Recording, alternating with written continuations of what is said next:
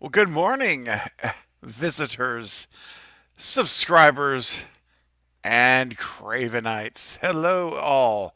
Happy Wednesday. It's hump day, guys. We are at the midpoint of our week. And I thought to myself, I think what makes the most sense is to have a nice little morning chat every Wednesday.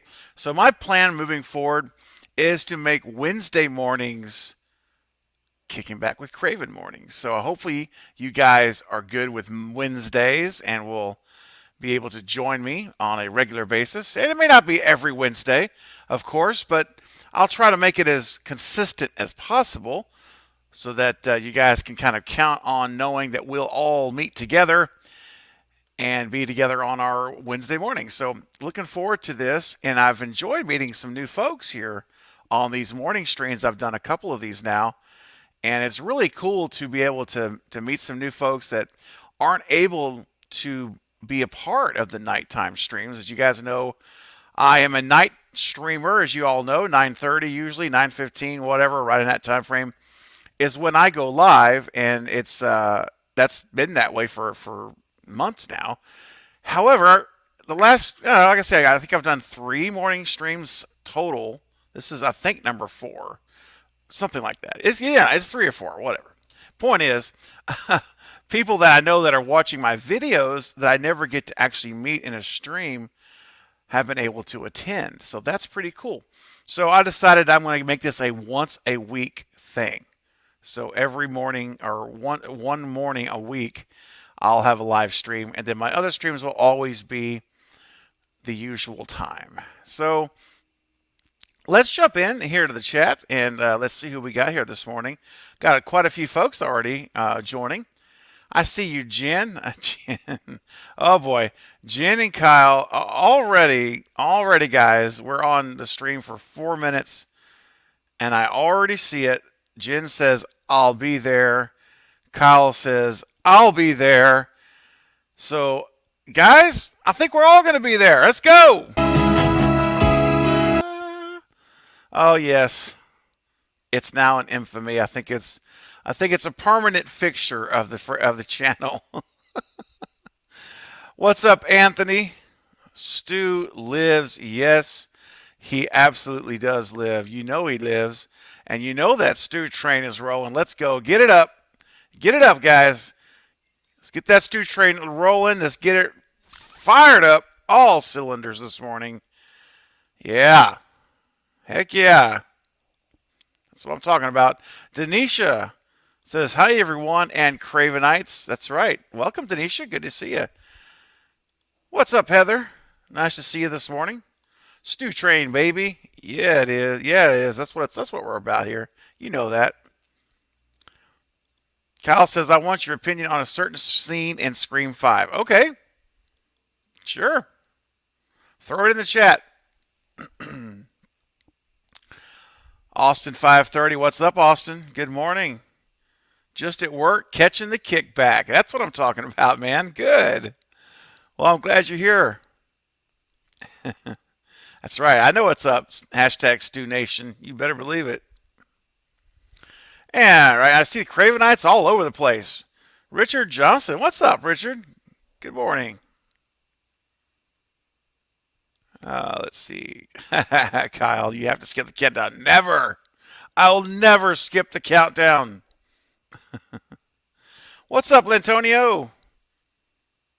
Hope things are well. They are well. Thank you. I hope things are well with you as well. Yeah, it's a lot of wells, but yes. Have no fear, Sean is here. You know, Sean, I was scared to death, man. So I can now put my fears away because you're here. Thank you for being here this morning. Good morning. Hope you're having a good start to your Wednesday. Maverick Media, what's going on, Mav? Maverick Media did a great job on the Lethal Collective the other day. It was fun. And has a great YouTube channel. Be sure you guys all go subscribe to Maverick Media if you haven't done so already. Anthony says, "I like this moody intro music." Well, thanks, Anthony. That's actually my own original musical piece I wrote and performed and recorded. So thank you for saying that, man. That's one of my tunes. Appreciate it. What's up, Donovan? Good morning. And Carrie Craves Cinema is here this morning. I'm making breakfast and coffee, so I'm here but occupied for a sec. No worries. Plan to be here for a little while, so you're good. Heather says, my favorite place to be. Thank you. Well, it's my favorite place to be too. Hanging out with you guys is always a blast. What's up, Kirsten? Wednesday morning chats sound awesome. Well, great. Wednesday morning it is. What's up, Mega Giants? Becky, good morning, Becky. The man, the myth, the legend, Craven. Well, my reputation precedes me, I guess. I didn't realize that. Thank you. Wow. I don't know about the myth and the legend, but I am a man. Sean says, do I have any casting news on Scream 6? No. No. And it's frustrating because I'm literally checking every single day on all of the places I look, and I've still got nothing. So all I can say on this front is stay tuned because it has to be coming soon. The filming starts a month from today. Today's May the 4th. May the 4th be with you for all you Star Wars fans. But June the 4th is, no, not June the 4th. I'm sorry. June the 4th is a whole nother thing.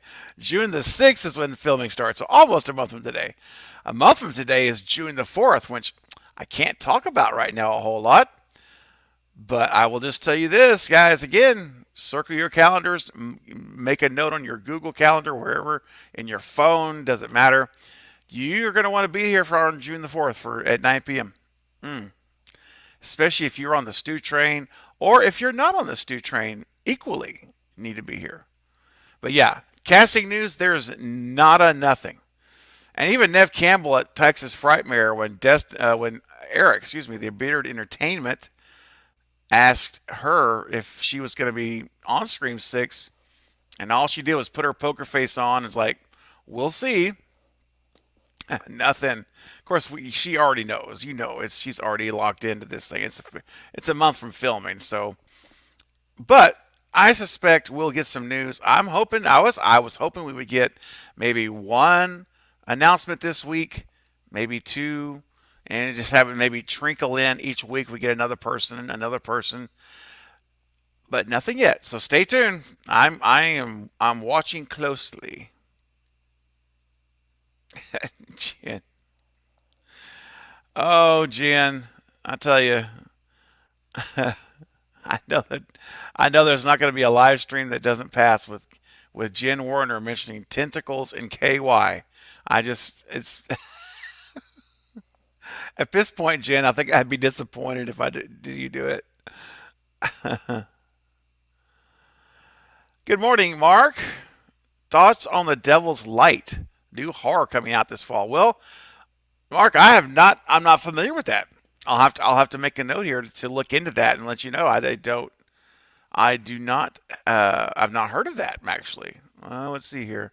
The Devil's Light. Let me look real quick and see. Maybe I have heard about it and just forgotten it. The Devil's Light. Here we go. 2022 film. Let's see. Nicholas Ralph, Declan Byers, Christian Navarro. Okay. A nun prepares to perform an exorcism and comes face to face with a demonic force with mysterious ties to her past. It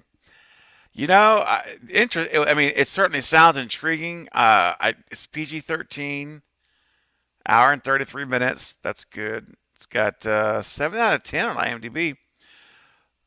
You know what? I don't know, man. I typically don't watch those kind of shows. When it comes to like satanic, demonic, that kind of stuff where it's overt.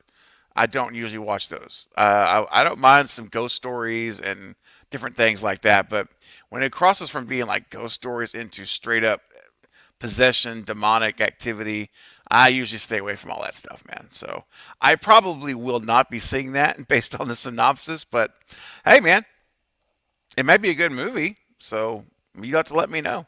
Let me know. What's up, HR? Good morning. Glad you're here.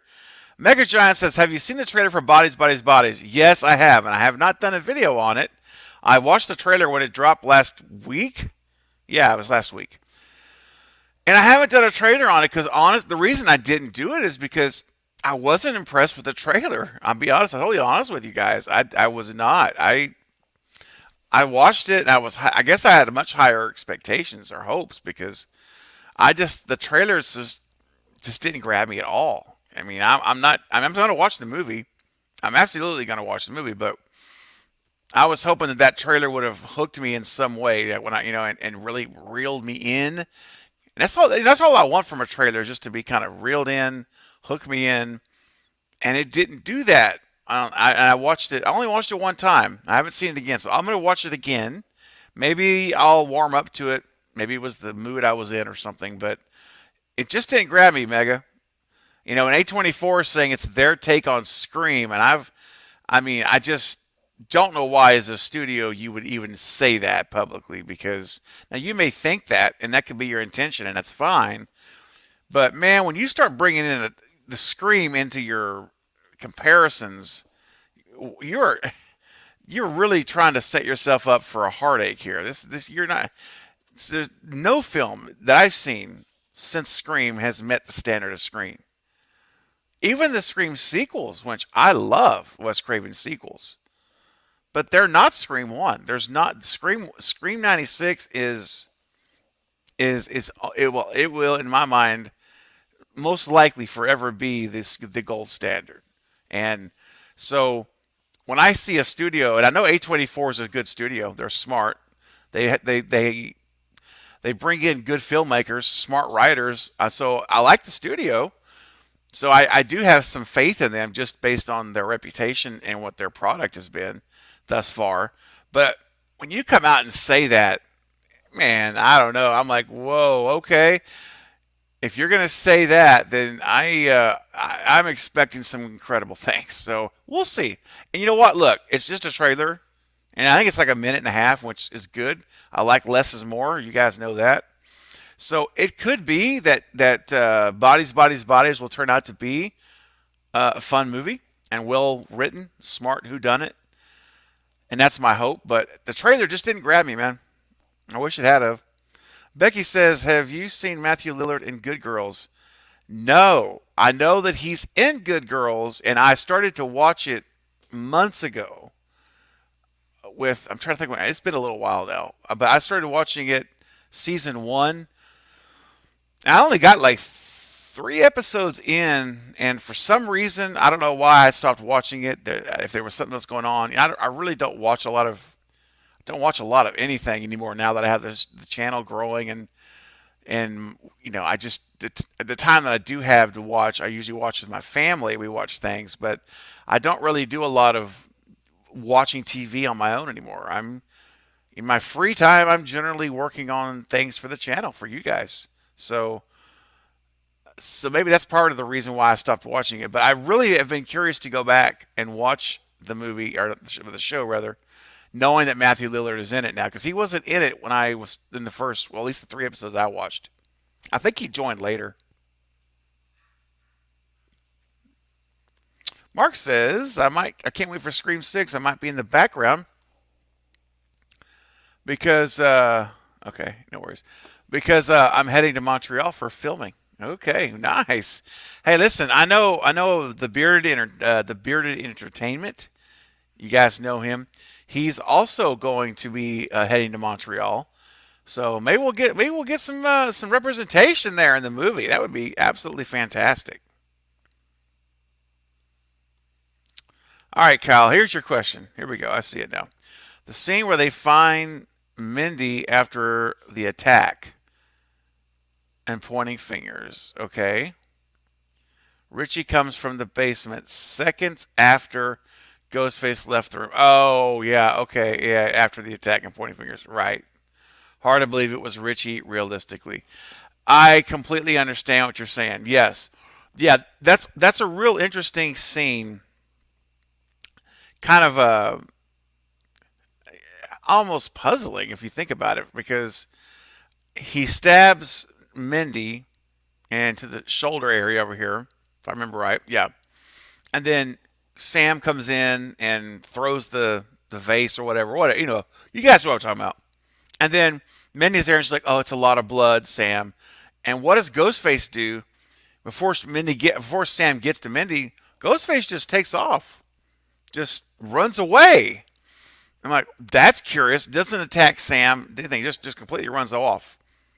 And so then shortly after that, if I remember right, I should have. I could pull it up here and just make sure I'm remembering it right.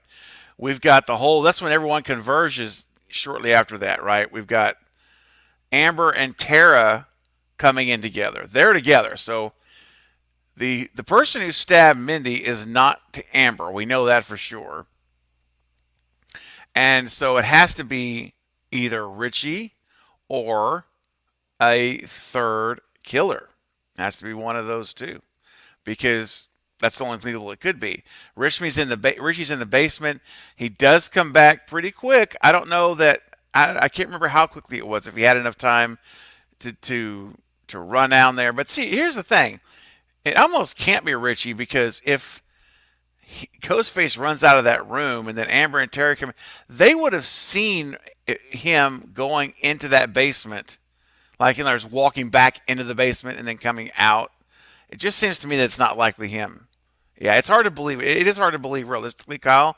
It's Richie. I agree. It really it is hard to believe, which is why I do believe there's a third killer in Scream 5. I have felt that way since almost the first time I watched it, and I just think there is. I think there's a third killer, and is it Stu Macher? It certainly could be, or if it's not Stu Macher, then Stu's running, of course, the cult, like running this thing through the dreaded thread, and it's another killer. And one person that if I had to say is the third killer, if it was other than like Stu or someone like that, like Stu, Mastermind, then it would be probably Mindy. But the problem is, in this scene, that doesn't work because Mindy's on the floor.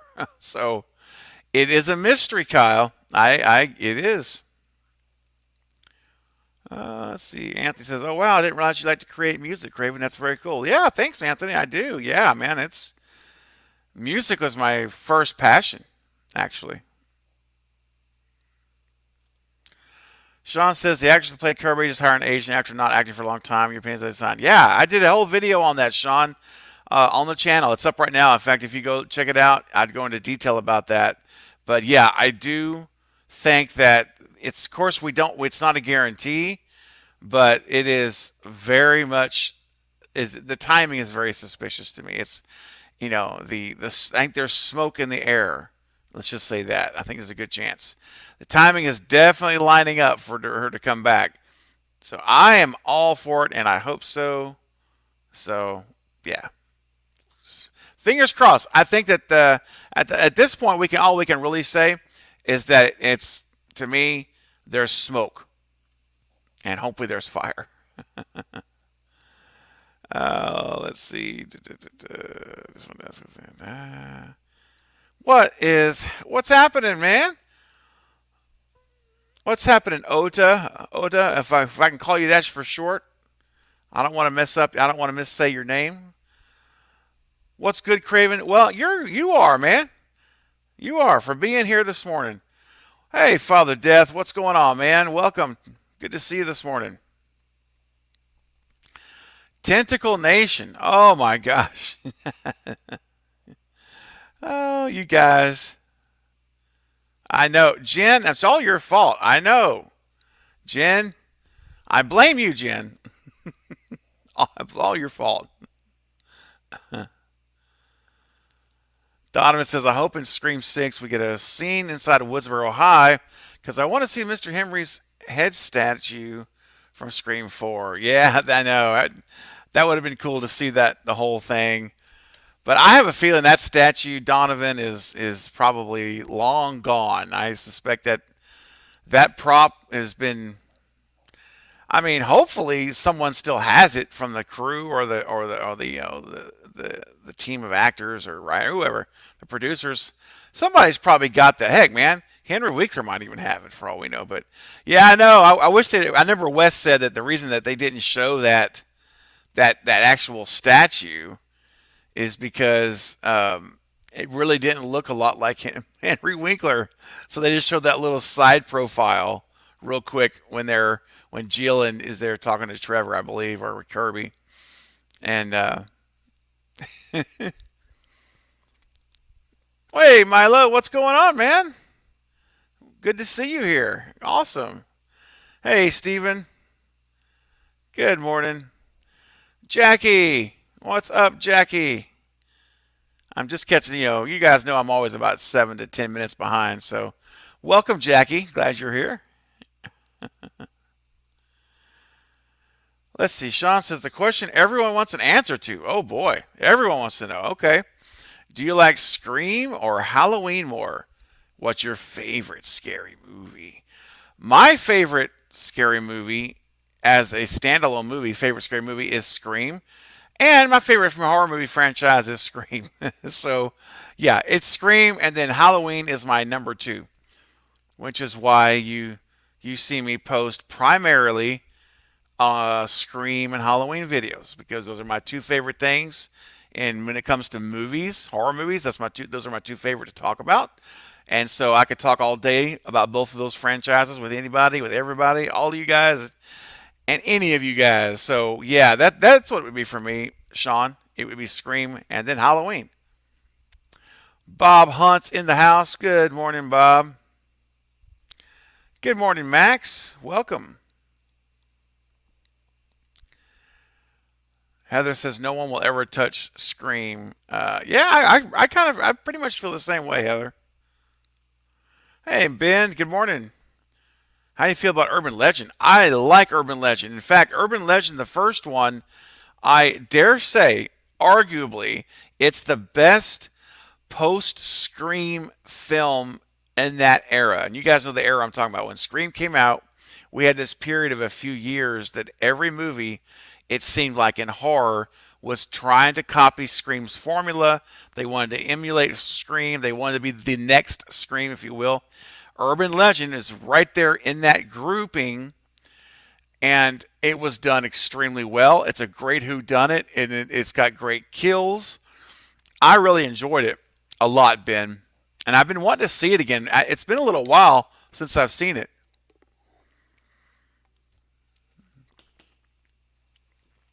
But it's been on my mind to watch it again recently. So I'm all for it, man. I think it's probably the best, or I should say my favorite. I try not to say best and worst because it's so subjective. It's art. But it's my favorite post Scream film, non-Scream film, I should say, in that era.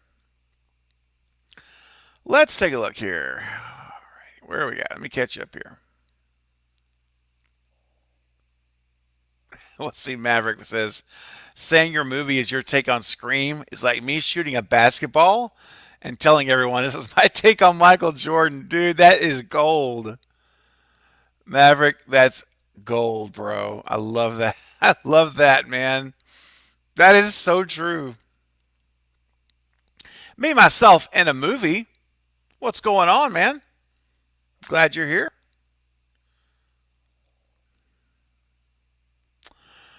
Scott says Craven watches Sesame Street, and that's it. Actually, Scott, believe it or not, I never watched Sesame Street very much. I was not when I was a kid. I was not a Sesame Street kid. I had a lot of friends that were, but not me. I never was. I never really got into it as a kid or as an adult. So glad you're here, man. Oh gosh.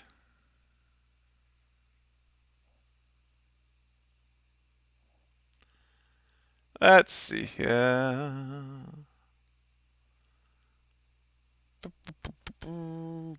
Trying to catch up a little bit.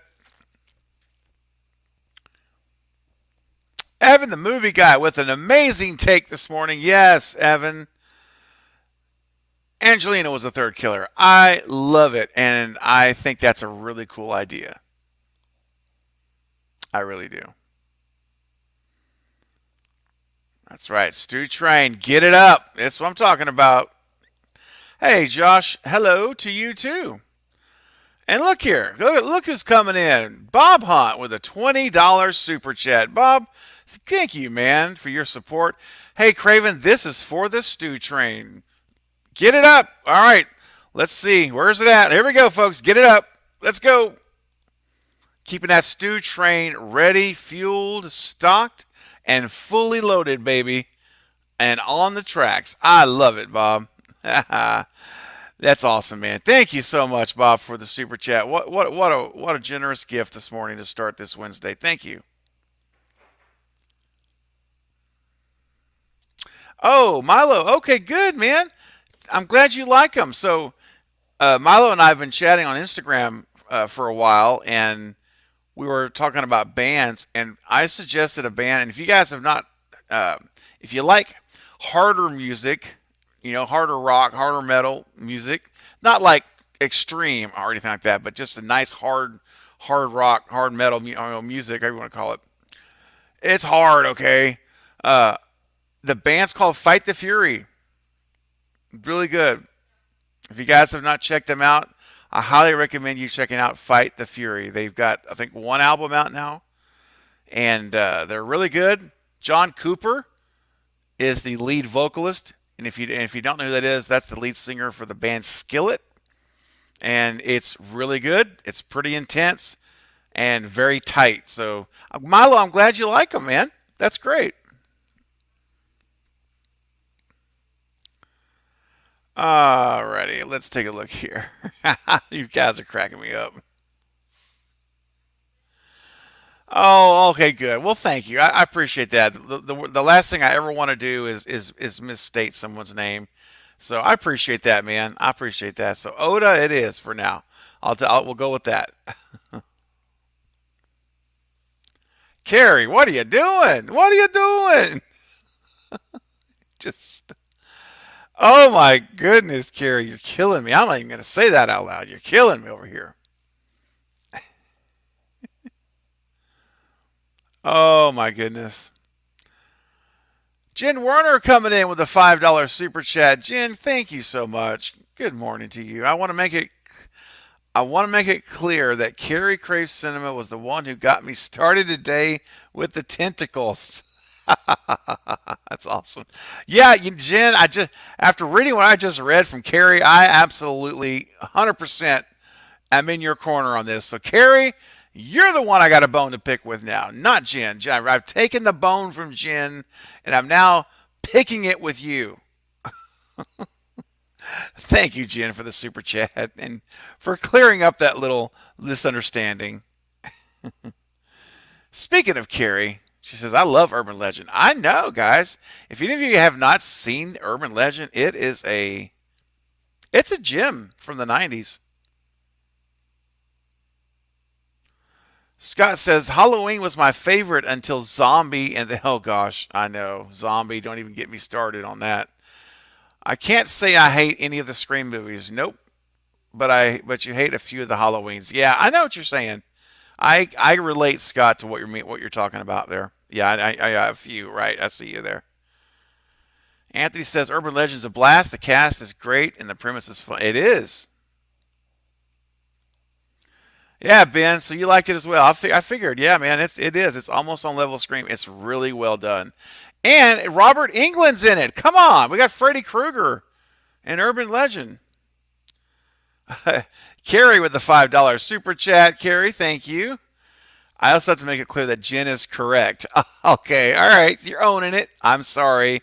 I like the tentacles. Listen, you owned it. All right, I respect that, Carrie. You just stepped up to the plate and even did a super chat to make sure that I recognized it here and did not miss it. So thank you. You know what? I take the bone away, Carrie. I take it back. I don't pick bones with people who are accountable. So I take it back. All right, we're all good. Everything's good now. Yep, that's right, Mark. He's in it. He sure is. Elmo's World. Oh no, don't get me started on that. That's man, my goddaughter is she loved, or at least she used to love Elmo. I don't know if she still does now, but she may have moved on to some others. You know, the attention span of little ones is short. But I remember so many times her coming over here, and I'm putting on Elmo's World for her, and if I hear the la la la la la la la la, I gotta be careful with copyright. Elmo's World. If I hear that again, I think my head will explode. Oh my gosh. What's up, Dolo? Welcome to the stream this morning.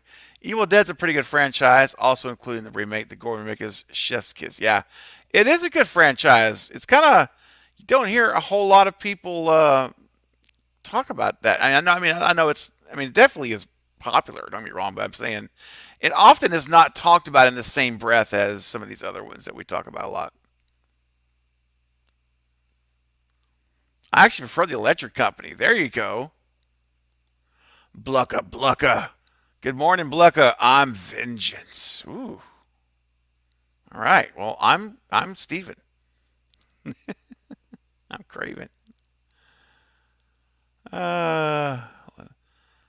Moser movie reviews. What's going on? May the 4th be with you as well, man. Oh, Sean, bring in the questions, bring in the heat. I love it. Craven, would you be a fan of Angelina? I know you said Angela, but I don't mean Angelina. Angelina and Stu were the killers in Scream 6. I would not hate that one bit. Now, I have in my mind, I have a different master plan, if you will, of Stu's involvement in this trilogy and where we're heading. But if I see Stu and Angelina in 6, it will modify that. It'll change that. But you know, whatever. If Angelina and Stu are in 6 as killers, I won't complain. I don't know, heck no. It won't be the way I imagined this going down in my head, but I don't. That's all right. You make plans just to throw them away. Usually, most of the time, you have to make adjustments. You have to make things don't always work out the way you hope. But yes, Sean, I think those two together would be absolutely awesome. What do you guys think? You guys down for that? That's a question that I could see us pondering, and I'll ask if I'll have to ask that like next time I have a guest on the channel too, because I think it's a great idea. Love that. All right, let's see who else. What's up, Extron? Good morning. Glad you're popping in. Make yourself comfortable. Grab your favorite morning beverage or snack of choice. Make yourself at home. All right, let's see here. So Ben, remind me if you can, without giving spoilers, of course. What was Urban Legend 3? I knew there was a second one, and I know the second one was not as good as the first one. I watched it, but I don't remember it, so that tells me something.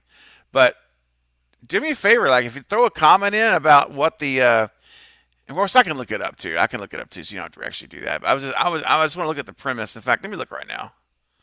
I still got my Google open from looking up Devil's Light, so let's see if I've seen Urban Legend 3. Has anybody else seen it? Bloody Mary. Oh, wait a second. Oh. The vengeful spirit of a murdered stew, and it terrorizes a group of teenagers on prom night. Really? I don't know. Maybe it's good. You tell me, Ben. Oh, it was not good. Okay, I didn't read the rest of your yeah, I just my director. Okay, it's written by him. Oh, really? Wow. Yeah, that synopsis they definitely got way over from where the original was. Carrie says, "Wait, hold the phone. What about Skillet? I love that band. Oh, I didn't know that. Well, there you go, Carrie. That's we got that in common there with absolutely Skillet's fantastic. I've been listening to Skillet since they came out, their first album. Like, and that was like, woo, back in when was their first album? Was it 90? oh my gosh, the years are just running together. I think it was pretty sure it was in the 90s, late 90s. Yeah, yeah, that's fantastic. Yeah, I've been to I know one is I know of I remember one Skillet concert I went to. I might have been to two Skillet concerts now. I think pretty sure I saw them open up for a band and then I saw them headline. So I think I've seen Skillet in concert twice. Enjoyed them both. Very, very good. All right. Carrie, it's hump day. Tentacles are implied. Oh boy. Donovan says, Scream 5, I was kind of hoping that Gail and Sydney arrive at Stu's houses. They see Chad at the door asking for help, and then Chad falls on the ground. They see a knife. Oh, the Dewey scene. Yeah, absolutely. I know what you're talking about. Yeah, and it's interesting because poor Chad, they pull up Sam and Richie. They all pull up. Of course, Richie we know was in on it, but Sam, Richie, and Tara pull up, and he's sitting there bleeding out, and nobody sees the guy. And I will say this, and Eric and I, the Bearded Entertainment, we've had this discussion before. But if anybody says they have a hard time believing that Stu Macher is alive, if that same person better say they have a problem with Chad Meeks Martin being alive. Because Chad was cut in the leg, bleeding profusely, stabbed 3 or 4 times, chop, chop, chop, chop in the shoulder or the sides, and he's sit out there for 30 minutes plus bleeding. And if so, all I'm saying is, and here's my position on your worldview, guys. Whatever your view is, whether it be on any subject, it doesn't matter what the subject is. It could be even movies like this. Be consistent. Be consistent. Don't have a double standard. I hate double standards, and double standards undermine your credibility. If you're going to hold a position and you're going to hold a view on something, then that view needs to remain the same for all things infected by it. You can't flip-flop. All right? So, if your view is that Stu Macher is dead, and you say there's no way, but you also turn right around and say Chad Meeks Martin is alive and you think that's amazing, I have a problem with that because you're not being consistent. But you know what? There are few things in life that are consistent. But one of those things is an individual, someone who consistently produces amazing content on YouTube, is an incredible friend, an incredible aspiring filmmaker. Consistency is written all over this man's face. You know who it is. I got a knock at the door. And I'm going to open the door. It's Killjoy Jake. What is up, dude? What's up? How's it hanging? It's going well. Good morning. Good morning. Good morning. I had a bit of a late start today, so that's why I'm a bit late. But here I am now. I literally just got out of the shower. But let's talk some horror movies, man. I hear you talking about Chad Meeks still being alive. What's up with that? Yeah. So basically, my point was, Donovan had put up a question saying he wishes that, or he was hoping that he would have been like a Dewey scene where Chad falls out and he's got the knife in his back, you know. But it brought me to the point of saying that the poor guy was bleeding out on the ground, and Richie and Tara and Sam pull up. No one even sees the guy. He's out there. And so my point I was making, I'll get your take, is that and my whole thing is this, Jake, be consistent in your view. Like, don't have a double standard. If your view is one thing, that you need to hold firm on all areas so that you don't whiffle waffle. So my point is this: if someone says that Stu is dead, he had to have bled out, okay, and I've heard that argument be made. I'm like, okay, but that same person, if that same person turns around, and I've heard this, says, and they are so excited that Chad is alive, they're like, oh, this is amazing. I'm like, hold on a minute. Wait a second. Chad was stabbed in the leg, bleeding profusely, stabbed 3 or 4 times by chop, chop, chop, Amber, and multiple places on his side, shoulder. And he was laying out there, Jake, at least 30 minutes, at least a half hour just laying there, dude. Yeah. And he survived that, Jake. So all I'm saying, bro, is if you say, not you, I mean, if a person says Stu could not possibly have lived, he would have bled out. And they're championing Chad, how excited they are that Chad lived. That is inconsistency, buddy. I actually totally agree, because I think it's actually more likely that Stu survived that than Chad survived getting stabbed and laying out there bleeding to death for 30 minutes, because it was way longer. Think about that too. Like, when Stu had the TV fall on his head, it was only like a couple of minutes later that they actually finally executed Billy. And then the paramedics arrived, and then everyone came and probably could have saved him. So honestly, I can't argue. That's pretty good logic there. I can't argue with that. It's much more likely that he would have survived than Chad, who was laying there bleeding out when no one knew he was there. Yeah, no, that's actually a really good argument. You might want to bring that up for something specific coming up. I won't say on a live stream, but I know. Definitely. I mean, might want to jot that down. Just saying. Absolutely. You're right. Austin says, everyone check out Craven's merch store. Oh, thanks, Austin. I love my Tumblr. Fantastic, man. Well, I appreciate that. Speaking of which, in honor of Austin's comment here, I'll make it real easy for you. Let me put a link to the store in the chat here. And what way, if you'd like to check it out, you've got it ready to go. So Jake, man, so while I'm getting this stuff together, tell me what's new since I talked to you last, buddy. We had a monster live stream Monday night, didn't we? Yeah, it went till like 3-4 in the morning. It was awesome. Yes, it did. It's epic, man. It's gonna be hard to top that one. That was insanity. It was amazing. It was beautiful insanity. That's some good stuff. I'm thinking I'm gonna hit 10K today, so I'm gonna go. I have a video. Yeah, I know, it's crazy. So I got my video just came out 3 minutes ago for today. And then I'm gonna probably go live tonight. And I'm gonna title it something like live streaming until I hit 10K, because I only need like 25 more subscribers, so it can happen. I think it can happen. So it could. I'm gonna live stream, and hopefully it happens today. So, dude, that's exciting. Oh, I'm so excited for you, man. I'm gonna be on Gory B's channel tonight, which just letting everybody know if I hadn't mentioned it yet. Tonight at 9:30 Central, 10:30 Eastern, I'll be on Gory B Movies channel. We're gonna be ranking these Ghostface killers for the franchise of Scream. So if you were gonna, you may already be done by that time anyway. But if I get off of that, if you're still on, I'll come knock on your door. We'll see it however long it takes until I hit 10K. So I love it, man. You're gonna hit it, and I'm so happy for you, buddy. I'm so happy for you. That's, my goodness, what an accomplishment. I mean, I've got my eyes set on. I just clicked over 4,200 subs this morning. I'm at 4,211 last I looked.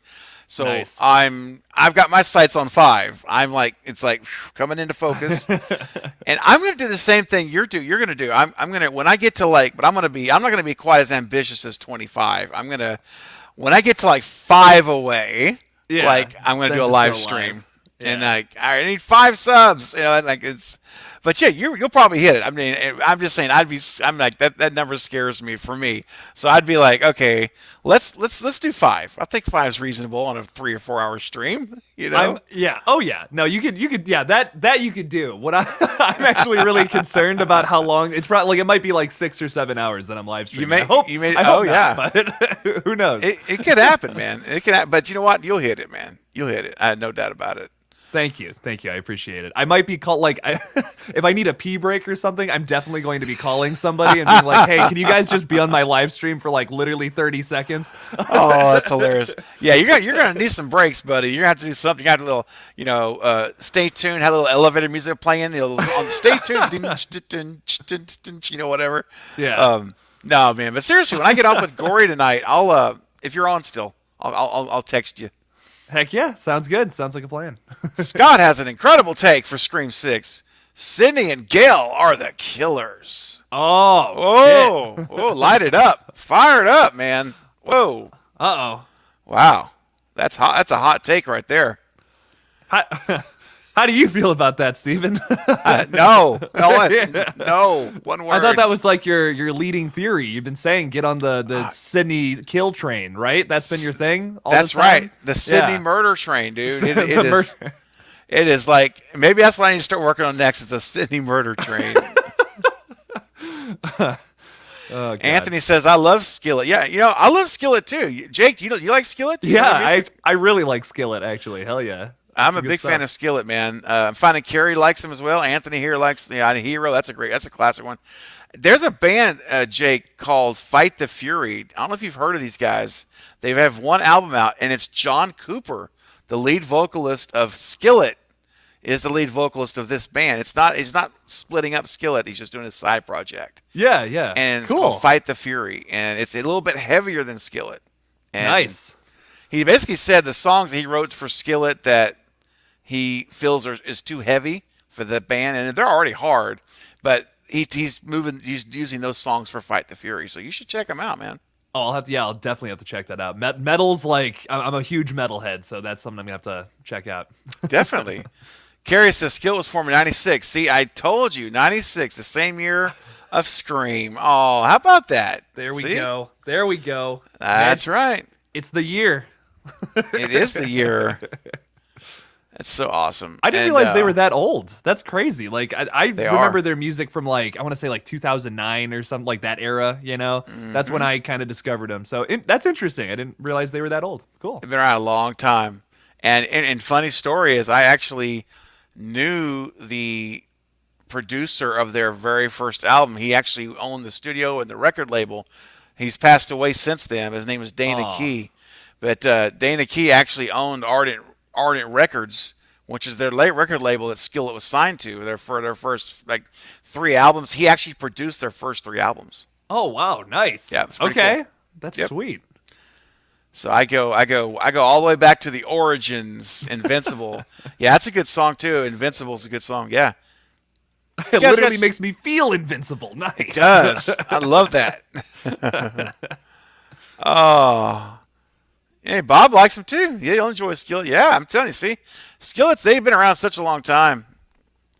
Oh, Jen says, my favorite concert was Halloween night in 1980. Jake, you remember that? You remember 1980, right? That was a great year, Jake. Good, you remember great that year? times. Great times. Yeah, Yeah. Yeah, man, you must have been a wild animal back in the early 80s, right? Oh yeah, I was in my mid-20s then. It was crazy. I was just going nuts. Awesome. I haven't aged since. It's amazing. Yeah. Someone offered you a special drink and you've never aged since then. Well, I don't know what's in it. Some kind of blood of some kind of vampire or white vampire or something. Or don't give away my secrets on a live stream, Steven. Shoot, I'm sorry. I'm not supposed to say that. My bad. Jen, you saw Meatloaf. Wow. That's awesome, man. Meatloaf. Wow. Rest in peace, Meatloaf. I've listened to a little Meatloaf here and there. Yeah, me too. Yeah, man. Yeah, hey, it's good stuff. Look, dude, when you told me that you know Jimi Hendrix, and you know his music, like you can play it, all new level of respect. Like I already respect you, but that's like an extra level of music respect for you, buddy. Thank you. I appreciate that. Definitely my favorite guitar player ever, for sure. Now, Extron, I'm going to have to get on you now. Stu's an old man. Jake was pulling this mess the other day. He is an old man. He's not an old man. He's in his late 40s, for crying out loud. Oh, my gosh. You and Jake need to get there to have an old man conference or something. You guys are like...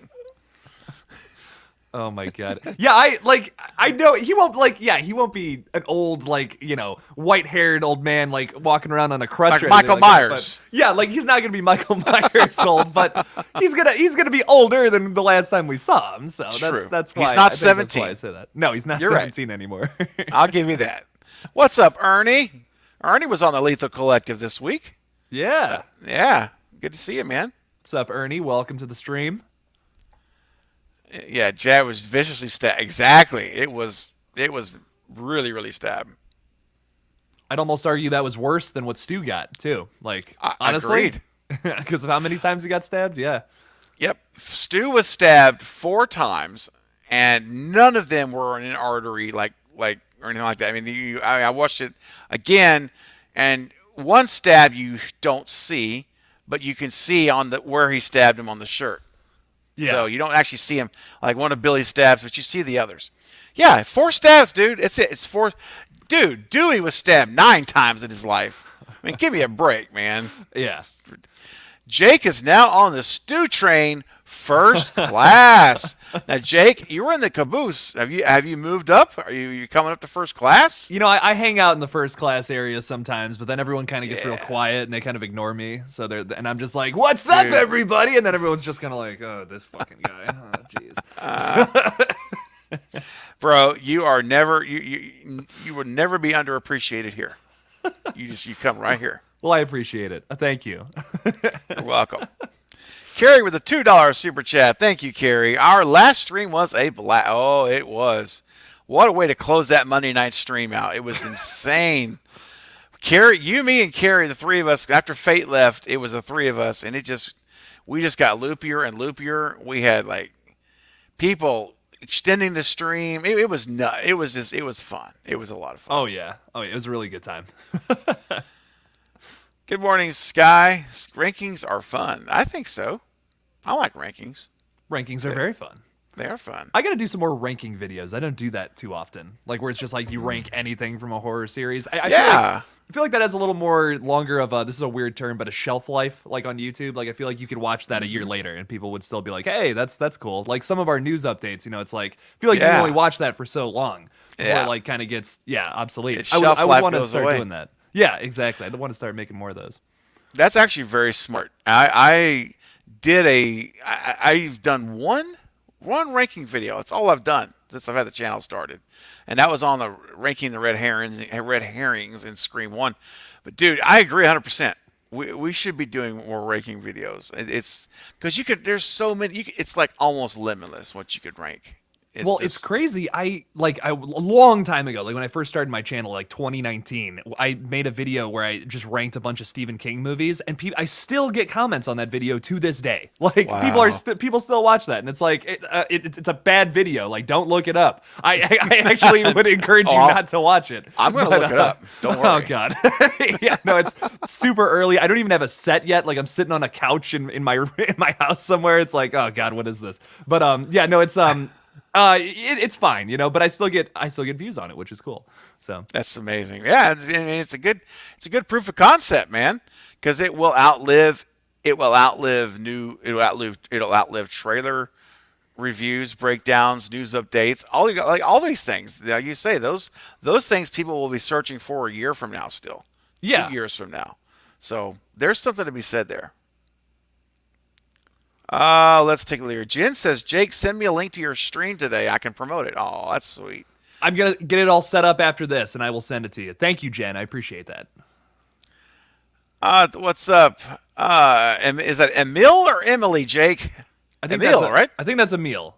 Emil, yeah, that's Emil, yes. Yeah. First instinct's usually right. Emil, what's up, Craven and Jake? Wow, having a good time. Glad you're here. At Craven, who do you think is the most evil between Freddy, Jason, and Mike? Now, you mean my buddy Mike? Because he's pretty evil. I know a guy named Mike, and he may be more evil than... No, I'm joking.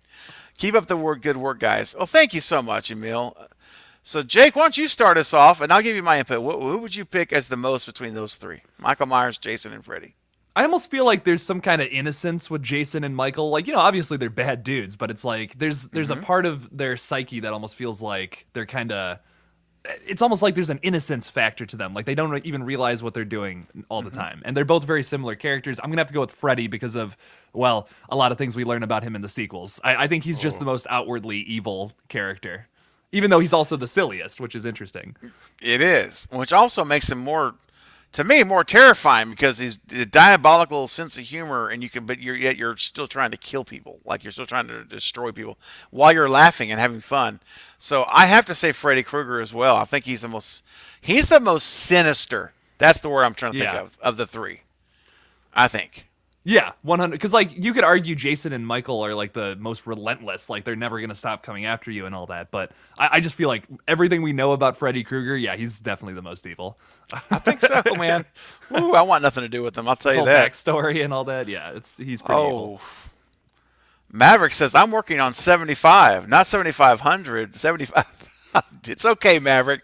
Bro, you're gonna be hitting 100 before you know it. That's all right. 75. Look, I remember when Jake and I were both at one point struggling and working on getting 75 subs and 100 subs, and it, you know, it just takes time and consistency and sticking with it, man.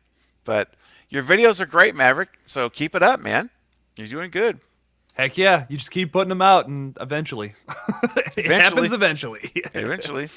Remember what Fate said the other day? We were talking, and he was saying how the average, and Jake, you and I talked about it too recently, I think, but that the average time now for a YouTuber, this is just average, to hit 1,000 subs is 3 years. Yeah. Is what Fate said. 3 years. Now, Yep. again, that means a lot of people hit it sooner. A lot of people hit it longer, further. But the average, guys, is 3 years. So if you're starting up like Maverick and Carrie and Bob and there's so many more. I shot him 6 times, and I love that. And I know I'm forgetting a couple of Bobby's breakdowns and. Anyway, everyone else who's a part of this family who's starting channels up to create, which I love that. It's almost like tentacles growing out from the Yes. inner circle, and it's expanding.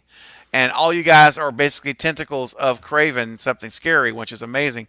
But my point of it is, don't be discouraged if you don't see meteoric growth, because that is so rare. That's like Jake. I mean, I bet you it's 1% that has a video that just happens to go viral and they get like thousands of subscribers at like overnight. That's so.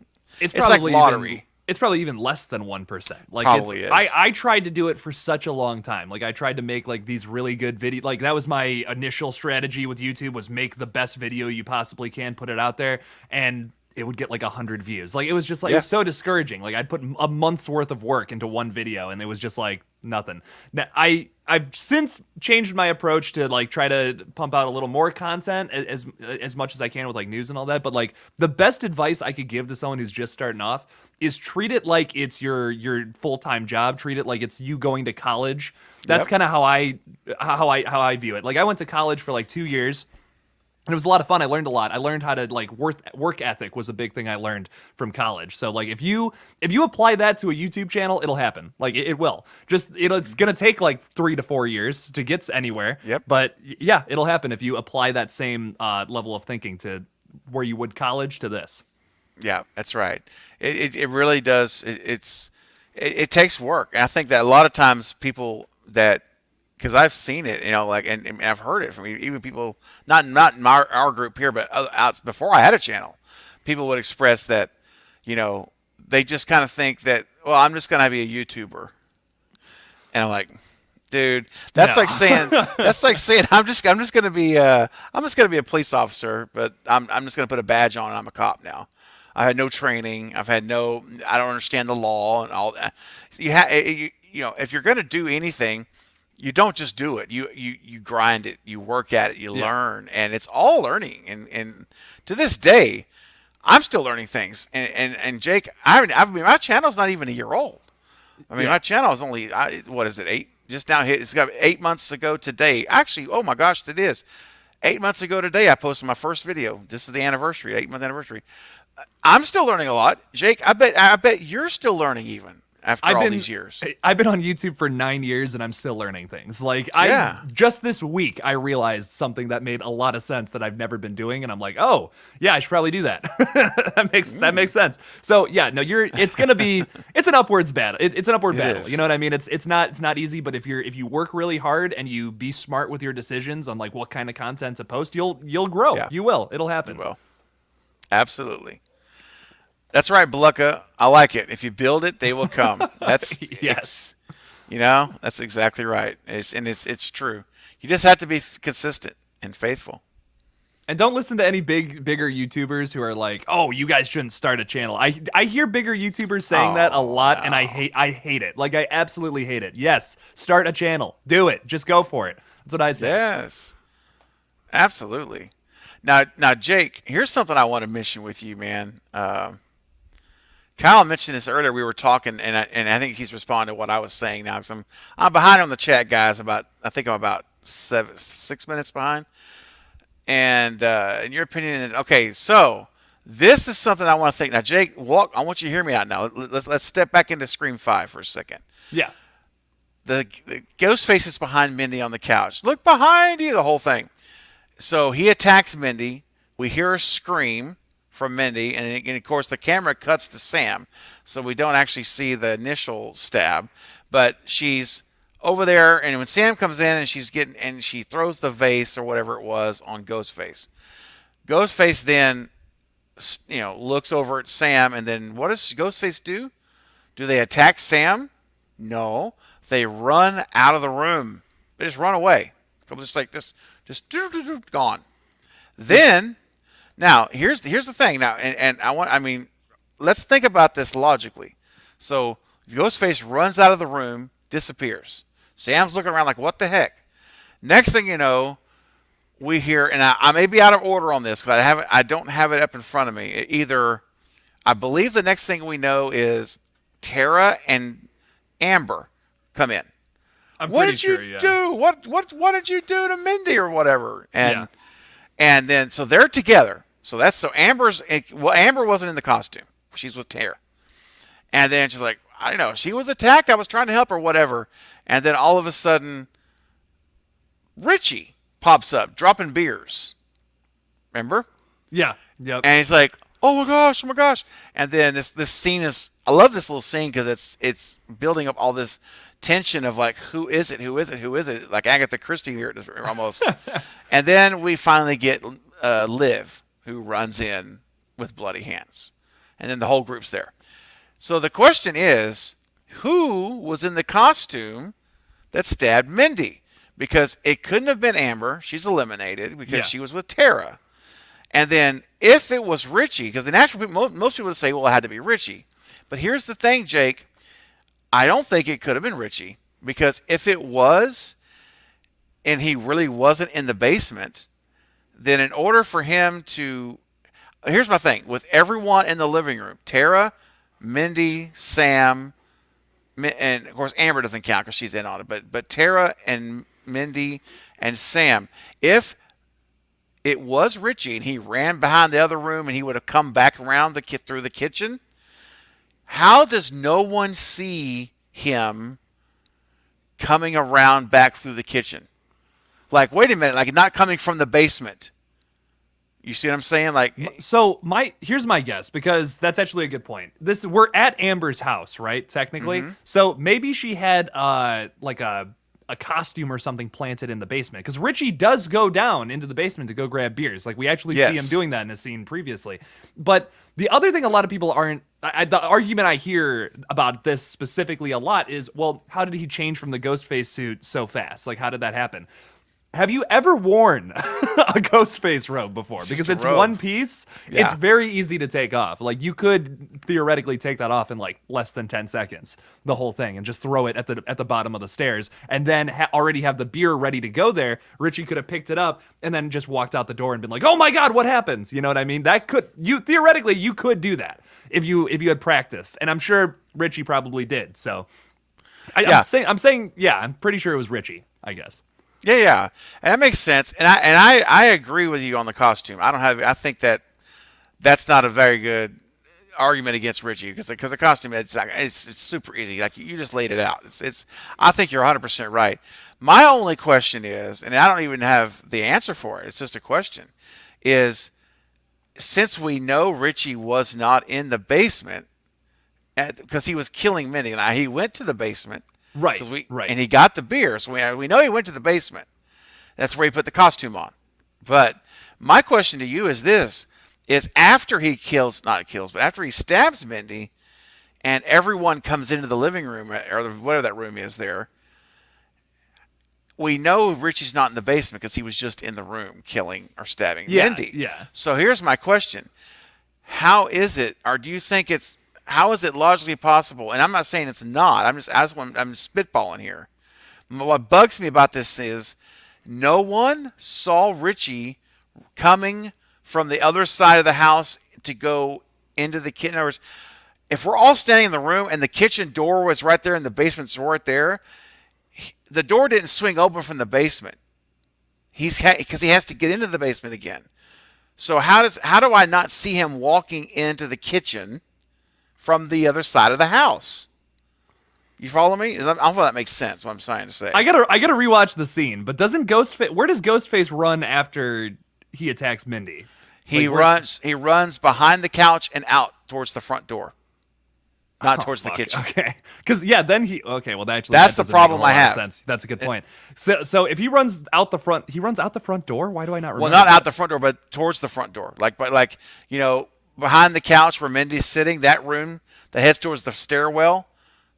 Yeah. But he runs that way. He doesn't run towards the kitchen. Doesn't Tara and Amber come from that way though? I don't remember Ghostface. I thought Ghostface ran toward. Oh wait, yes he does. Wait, because they're at the back of the house. Yeah. Okay. Wait. It's all coming back. There's a lot that happens in that scene. Give me a break. It is. It happens fast too. Yeah, it happens really fast. So, yes, I guess spatially that doesn't make a whole lot of sense. But it had to be Richie, right? I mean, unless there's a third killer, and that's what I wanted to ask you about. Because what if that killer was the third killer? What if Richie really was in the basement the whole time? Yeah. And what if this is a third killer that either they are aware of or not, probably most likely are aware of. That's what I wanted to ask you about. What are your thoughts on that being evidence towards a third killer? Possibly. I could see it happening. Like, I could see them having... Listen, you don't just go out and say that we're going to take a risk-it-all approach with our next movie if you're not going to do something experimental with Scream 6. I seriously think there's going to be some massive change about the Scream formula in this next film. Could it be that we get the reveal that there was more to that last film than you would have thought? And maybe we're already on a cliffhanger, but we just don't even know it. Sure, yeah, that could be the case, and we could explain it that way. Something along the lines of like, there was a third killer this whole time that was helping out. Something along those lines. I could see it happening. I do want to say, speaking about the Stu third killer theory, did you see we watched a movie's tweet yesterday? I retweeted it hoping you would see it, honestly. Dude, no. I have not been on. I haven't really been paying attention to social media much as far as tweets. So they put out, they're an awesome YouTube channel, by the way. Make sure to subscribe to We Watched a Movie. They put out a tweet where it's a line from Stu Macher during like the fountain scene in the original film where he talks about like cutting up somebody from like groin all the way up their sternum, and then it's an immediate jump cut to the scene where Dewey dies, and that's exactly how he dies. And everyone's like, "Look, I'm just saying. I'm just saying." So I was hoping you would see that. Dude, like, I'm gonna go find it now. Yeah. I'm 90% sure it's Amber because you do hear like a female sounding grunts when she falls into the glass box, but it's interesting to note. You know what I mean? It's interesting to talk about. So. It's interesting to talk about. At the very least, I mean, I'm definitely going to go look that up because I know that I think it's, and I like we watched a movie. I just sometimes the language on their videos is just I'm like, okay, I've reached my limit, but they have a lot of good stuff to say, and I think I don't know if it's Chris. I can't remember the guy's name, the main dude's name, but he is 100% on the Stu train. Yeah, he is tweets all about Stu Macher. Yeah, so it doesn't surprise me that he would post something like that. Thank you, Austin. It is an anniversary, 8-month anniversary. I didn't realize that till we were talking about it. Let's see. Austin says, "I love binging everyone's videos to help the algorithm. I use YouTube all day, so everyone's channel is a playground to me." That's awesome. Thank you. Thank you, Austin. We appreciate that. Jen said, "I was there for Craven's first video." I know you were, Jen. You were there. The first one. She is the OG of the channel. Yep. Nice. Absolutely. So great. What's up, that horror nerd? Welcome to our morning party. I'm trying to catch up on the chat here. Let's see here. All right. T85, welcome to the stream, has a question for us, Jake. What if Halloween Ends pulls a new heart and have Lori, a.k.a. Carrie Tate, be dreaming of this is a Dreamcatcher theory, I believe. And hold on, maybe not. Of the event of 2018 Kills and Resurrection while she's in a coma. Okay, so it's not a full dream theory. It's a partial dream theory.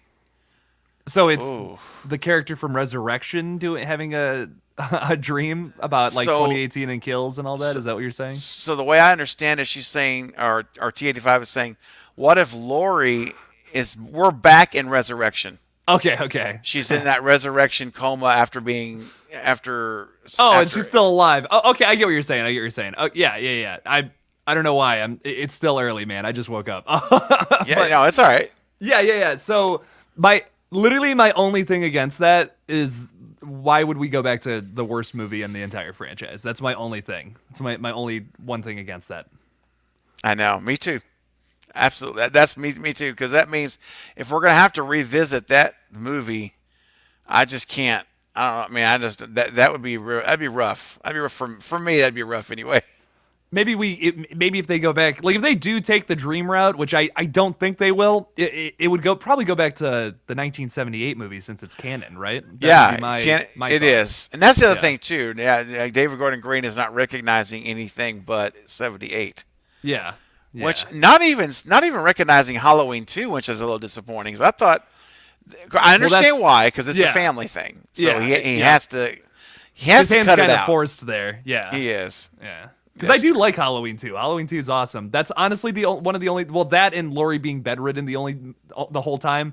Those are my two complaints about that movie. But besides that, I think it's a really solid sequel. It's awesome. It ends really well too. The explosion at the hospital is sweet. So I love Halloween 2. I think it's great. Yeah. I do too. What's up, Val? Look, I've said hello to you this morning. Welcome. Glad you're here. Let's see here. Let me find out some more questions. I'm trying to catch up here. I'm almost getting there.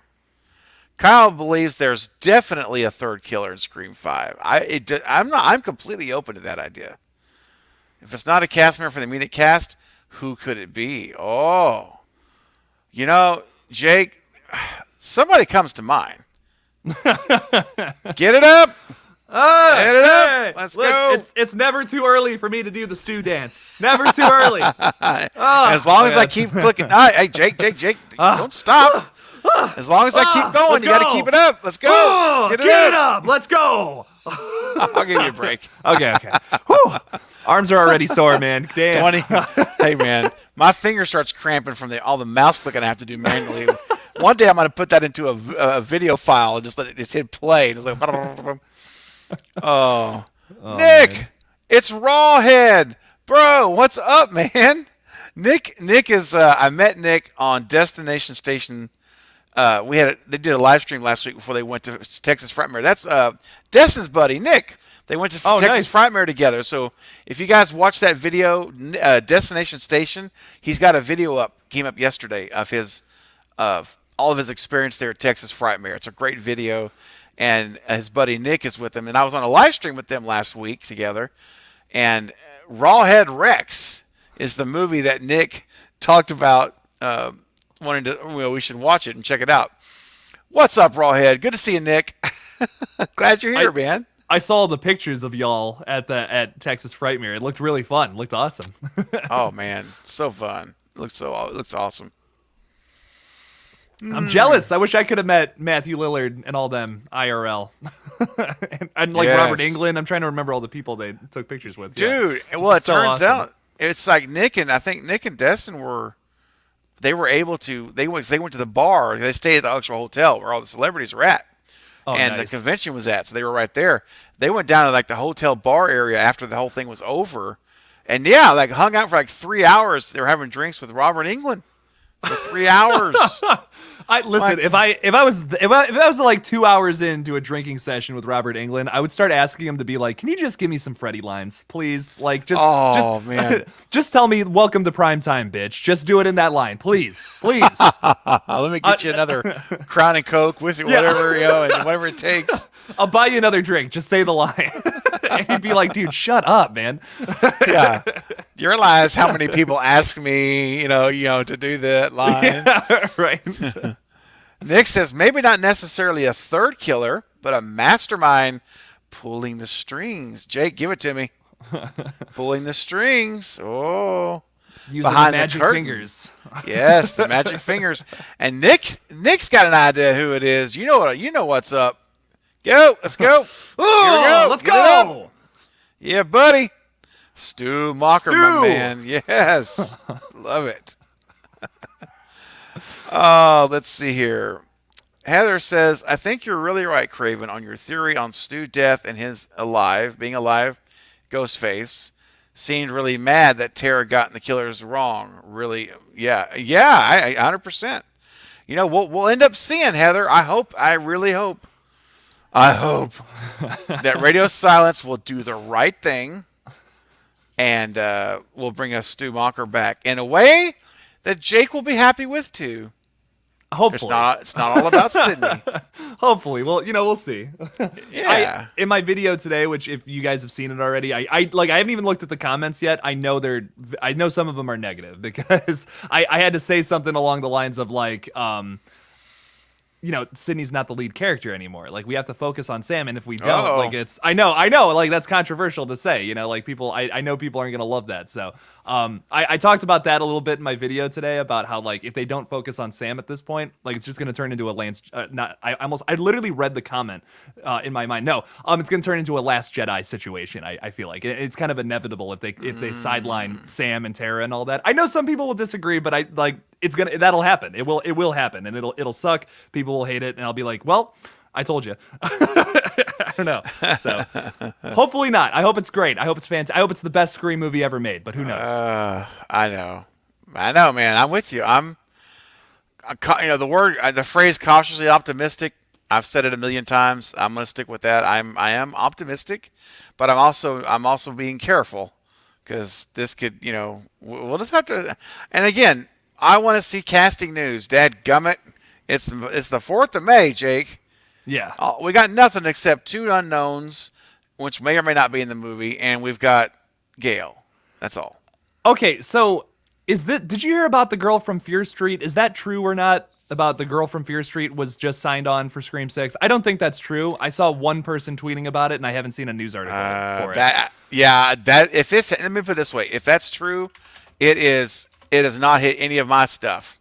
Yeah, I haven't seen a news article about it specifically, which is why I don't want to talk about it. But yeah. No, I haven't seen anything either, man. So it would be cool though. Did you watch the Fear Street movies or no? I watched 94.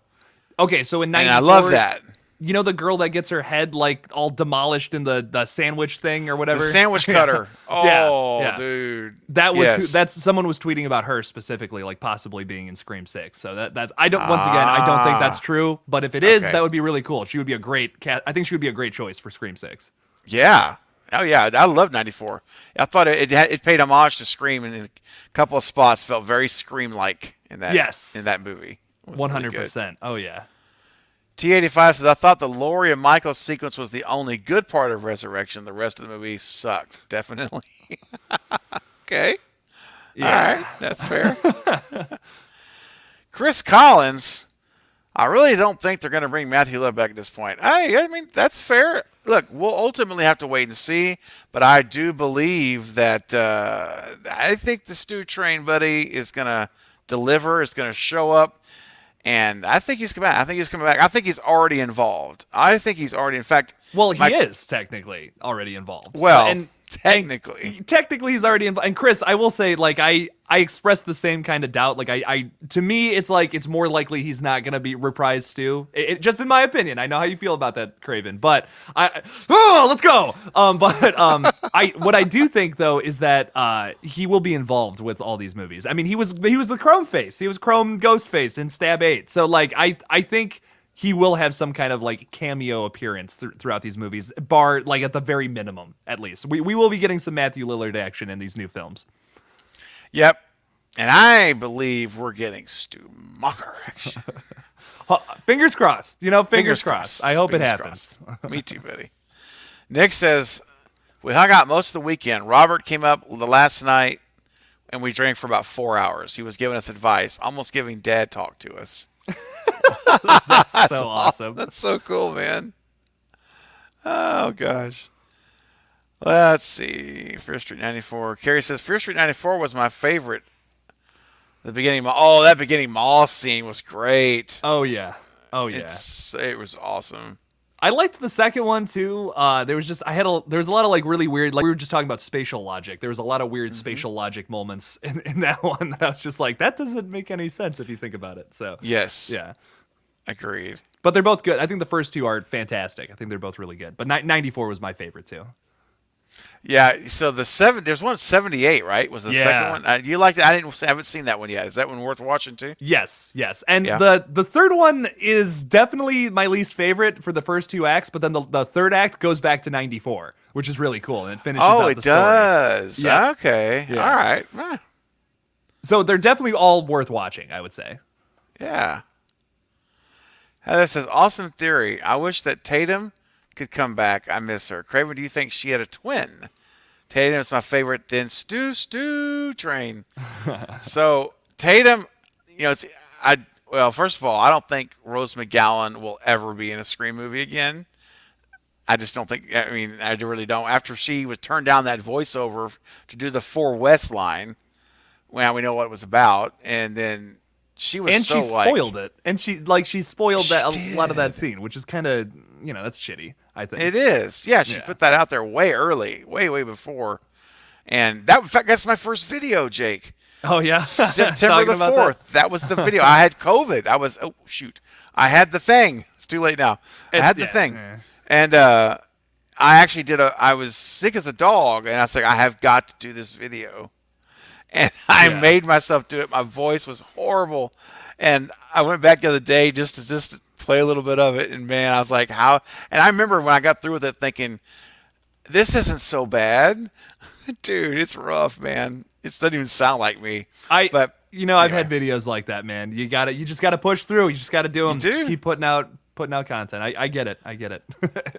Nick says, I'm on my lunch break. I head back. Well, all right, man. Well, thanks for popping in on your lunch break, Nick. Take care, buddy. Thanks for stopping by. Soon. Yeah. But, yeah, man. I mean, it was September the 4th. I just don't see her coming back to any more movies. But I do think that 2 beds in her bedroom, I've still not forgotten Scream 1 with those 2 beds. So, Jake, what do you think on that, man? I mean, I know Fate was like, oh, she just had. I love Fate. But boy, he seems to know a lot for what everyone thinks. But but that's all. It's all good. But I remember he said she had a second bed because Nev was coming over to spend the night all the time. I'm like, okay. I mean, I guess. I mean, we don't. But that does. Seems to me there's more than that. What do you think, man? Well, okay, that can make some sense because it had been a year since all the things with her mom happened and all that. So I could see her wanting to escape a little bit and come over to the Rileys. I can see that being the case. Yeah, I almost wish that we had a line about that. I almost wish Dewey would have dropped something along those lines, like, "Oh, you come here so often, we made you a bed upstairs." Something along those lines, because it is a bit weird for sure. But I think it was more like we have to make this scene look a little we have to make it work a little more, and I guess it's a little more aesthetically pleasing if they were on 2 separate beds because you can do the focus and out of focus thing, with having the focus on Sydney at some points, having it on Tatum. So I feel like it works from a camera standpoint. That's probably why they did it, if that makes sense, any sense at all.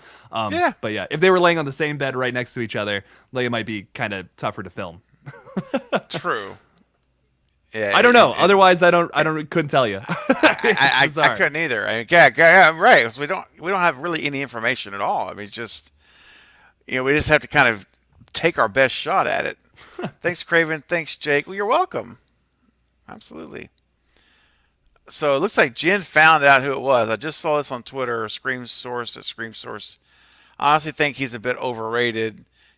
He didn't really do anything for me. Okay. Maybe that's not the same thing. Maybe that's something else. Let me know, Jen, if you're talking about you may be talking about something completely different. But if you're talking about the dude that Jake's talking about, let me know if that's who it is. I don't know. I'm not sure. It could be something completely different. Let's see. So, Jake, tell me, man, who do you hope to hear? Well, no, let me ask you this question. Do you think there's any chance that Mindy, Chad, Tara, I'm using the characters' names here, obviously, Mindy, Chad, Tara, or Sam don't come back? Any one of those 4 will not sign back on. No, I bet all four of them for sure come back. I'm pretty sure Courtney Cox is coming back. Sydney is definitely one I got my eye on though, of like if she may or may not come back, and that's what I'm the most worried about. I think as much as as much as I have this argument about we shouldn't focus as much on the legacy characters anymore, because it's like, how can we tell a crazier story than the story between Screams 1 through 3? For me, I still want them to be a part of it, because like Scream is a lot of, it's made up of the characters. It's why we love these movies so much, and to just not throw one of those characters in there would be a bit weird, I think. So I really hope we have Sydney in this next one, but like you can't I don't think you can do a Scream movie without her at this point, unless you just like took a whole fresh new direction with brand new people and all that. Right. But that's not what Scream 6 is going to be. No. Like I talked about this in my new video today too. Like this is literally it's funny that we're talking about this, because literally my whole video is like kind of on this. I said like this is a sequel to Scream 5. Like that's how we have to approach Scream 6. This isn't like a fresh start again, like how Scream 5 was. They could have done anything with Scream 5, but now with this film, you have to kind of continue the story from Scream 5 going into this one, because it's the same people, because it's the same characters. I don't see them just taking a brand new direction. And if they were to not put Sydney in this, that would feel like that and would be kind of out of place, and I don't think would work. So have them in there again, and then maybe if sometime in the future new directors want to have a fresh start without those characters and do it that way, sure. But this is a sequel to Scream 5. That's what this is more than anything. You can't just not have Sydney or Gale in it at this point. No, I think you're right, dude. 100%. 100%. Carrie chimes in, says, I think the Rileys made her a part of the family. They had a great deal at the bed store. Oh, like a 2-for-1 sale. And bought 2 beds. Yeah, I mean, I could see that. There you go. Yeah. There you go. That makes sense. Noah says, Sidney Prescott is Scream. There you go. It's a lot of people. A lot of people have that view. A lot. Yeah. So yeah. I get that. What? I'm sorry. One more argument I want to make is like, that's not like, I think Scream became about Sidney Prescott, but that's not initially what it was all about. You know what I mean? That's another thing for me. Like the characters were so beloved throughout all those sequels because they stayed alive, which is something very uncommon for slasher flicks. But like, what Scream is at the end of the day is horror commentary, like commentary on the horror genre in a very meta way. Like that's what I feel like is the initial draw to it, why it made such a splash at the time. And that's what I want to see in Scream 6 more than anything, I think. I love the Sidney story. I love Sidney Prescott as a character. She's amazing, but I don't think that it's like, it's all about her. You know what I mean? I don't think Kevin Williamson and Robert Englund got in a room together and said, hey, we're going to make the coolest final girl of all time. I feel like it was a side effect, a really positive side effect. Like I said, I love Sydney. She's awesome. But like, I really want them to have a good commentary on horror movies and the state of horror. That's probably the most important thing to me, at least for Scream 6. And that's what I want to see at the end of the day. Like if they don't have Sydney in the biggest role, it's not going to bug me as much. I know it will bug a lot of fans, but like, that's something I would rather see a just really well done story with really well done commentary more than anything. Yeah. That's fair, buddy. Bob says Maureen is technically Scream. It also because she's the matriarch. There's not a doubt. There's no doubt about it. There's no Sydney without Maureen Prescott. Yeah. You could make the argument that this whole franchise is about Maureen. It's not really even about Sydney. It's about Maureen. Scream 3 absolutely is Maureen, as we all saw last Saturday with Lynn McCree, the amazing Lynn McCree. That's her movie, man. That is Maureen's movie, and I think I love it. And speaking of some other things I love, something that I did not do earlier, but I'm going to do it right now because I kind of just jumped in. You know, I'm used to doing these night streams, Jake. I'm not used to doing morning streams. I'm going to start doing one a week like this. Yeah. And so it takes the brain a little, to kick into gear a little bit. So I did not get a chance to thank all of my incredible patrons and channel members. So guys, I want to always acknowledge you and I recognize you in every single live stream and video. Hang on a second here. That I do. And to all of my channel members, thank you guys so much for your support. It truly does mean the world to me. It helps the channel immensely, and it just helps this continue to grow this community. And so all of you on the screen and these slides, you guys are the inner circle of the channel. You guys are the Cravenites. And I have had multiple people tell me they want Cult of Craven shirts. So I have fully embraced the cult leader status, and we are the Cravenites. It is the Cult of Craven, and we are we will ride loud and proud. And I want to say now that if you have not become a member yet, what are you doing? Jay, come on, give me your impression of Fate. What are you doing? Become a channel member. What are you doing? Come on. What are you doing? I don't know what the accent was, but yeah. I love it, actually. I need to sample your voice as well. Maybe I should pull a 4 Wes and have everybody, including Knight, in the collective saying, "What are you doing?" at the same time, and just like put it on a Just clip. always have that ready to go for live Yes, streams. That would be great. Yeah. Boom! What are you doing? I need to do that.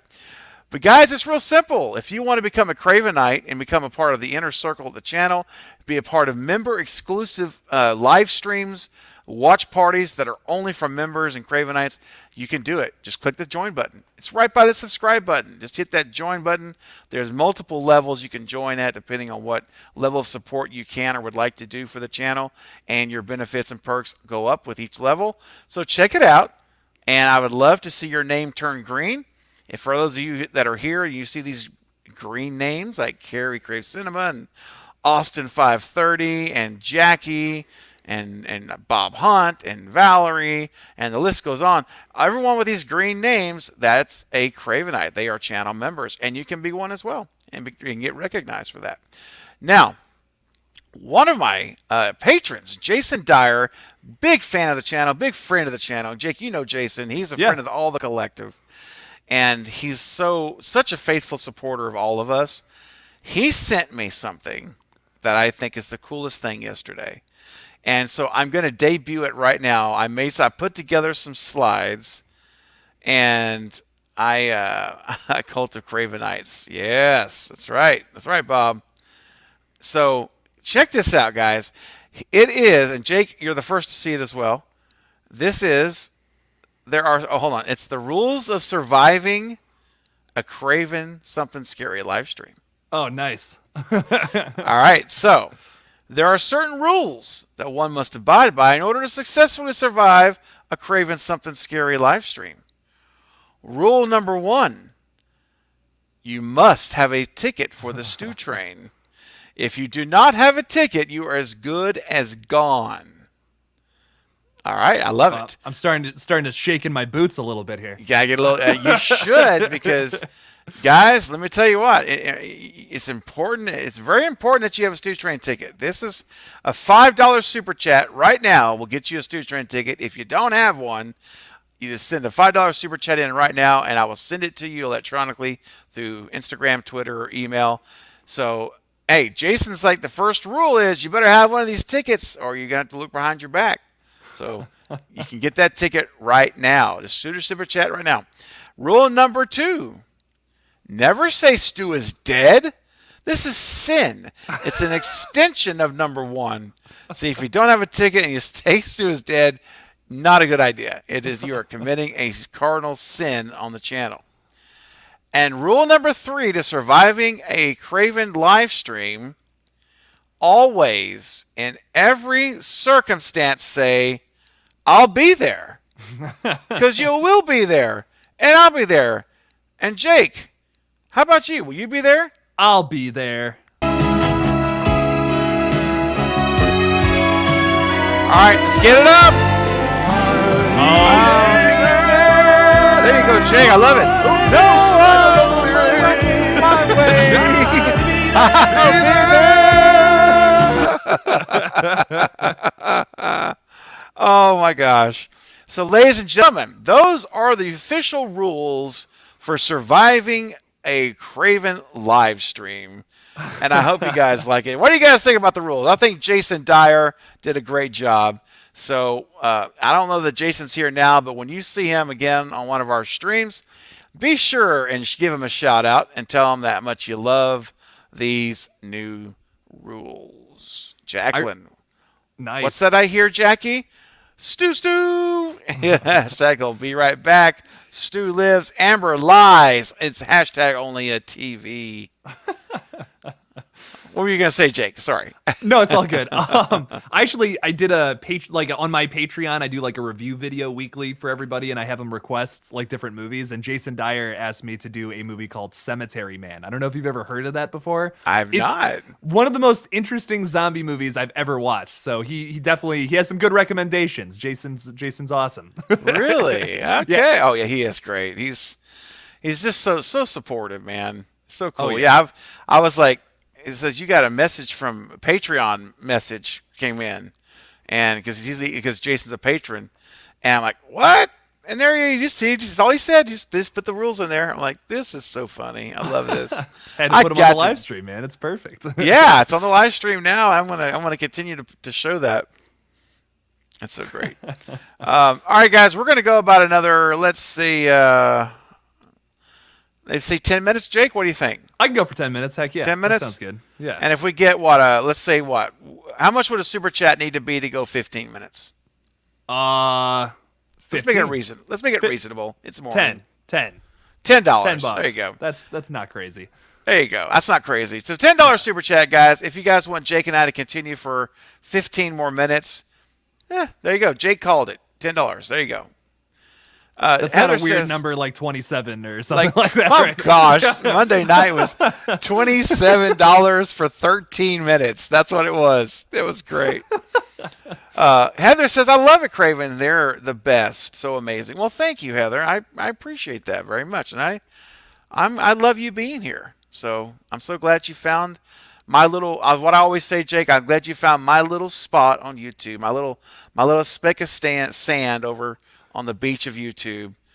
And Carrie says, I'll be there with a stew ticket in hand, though it might slip out of my hand due to the KY and the one tentacle. But still, get it up.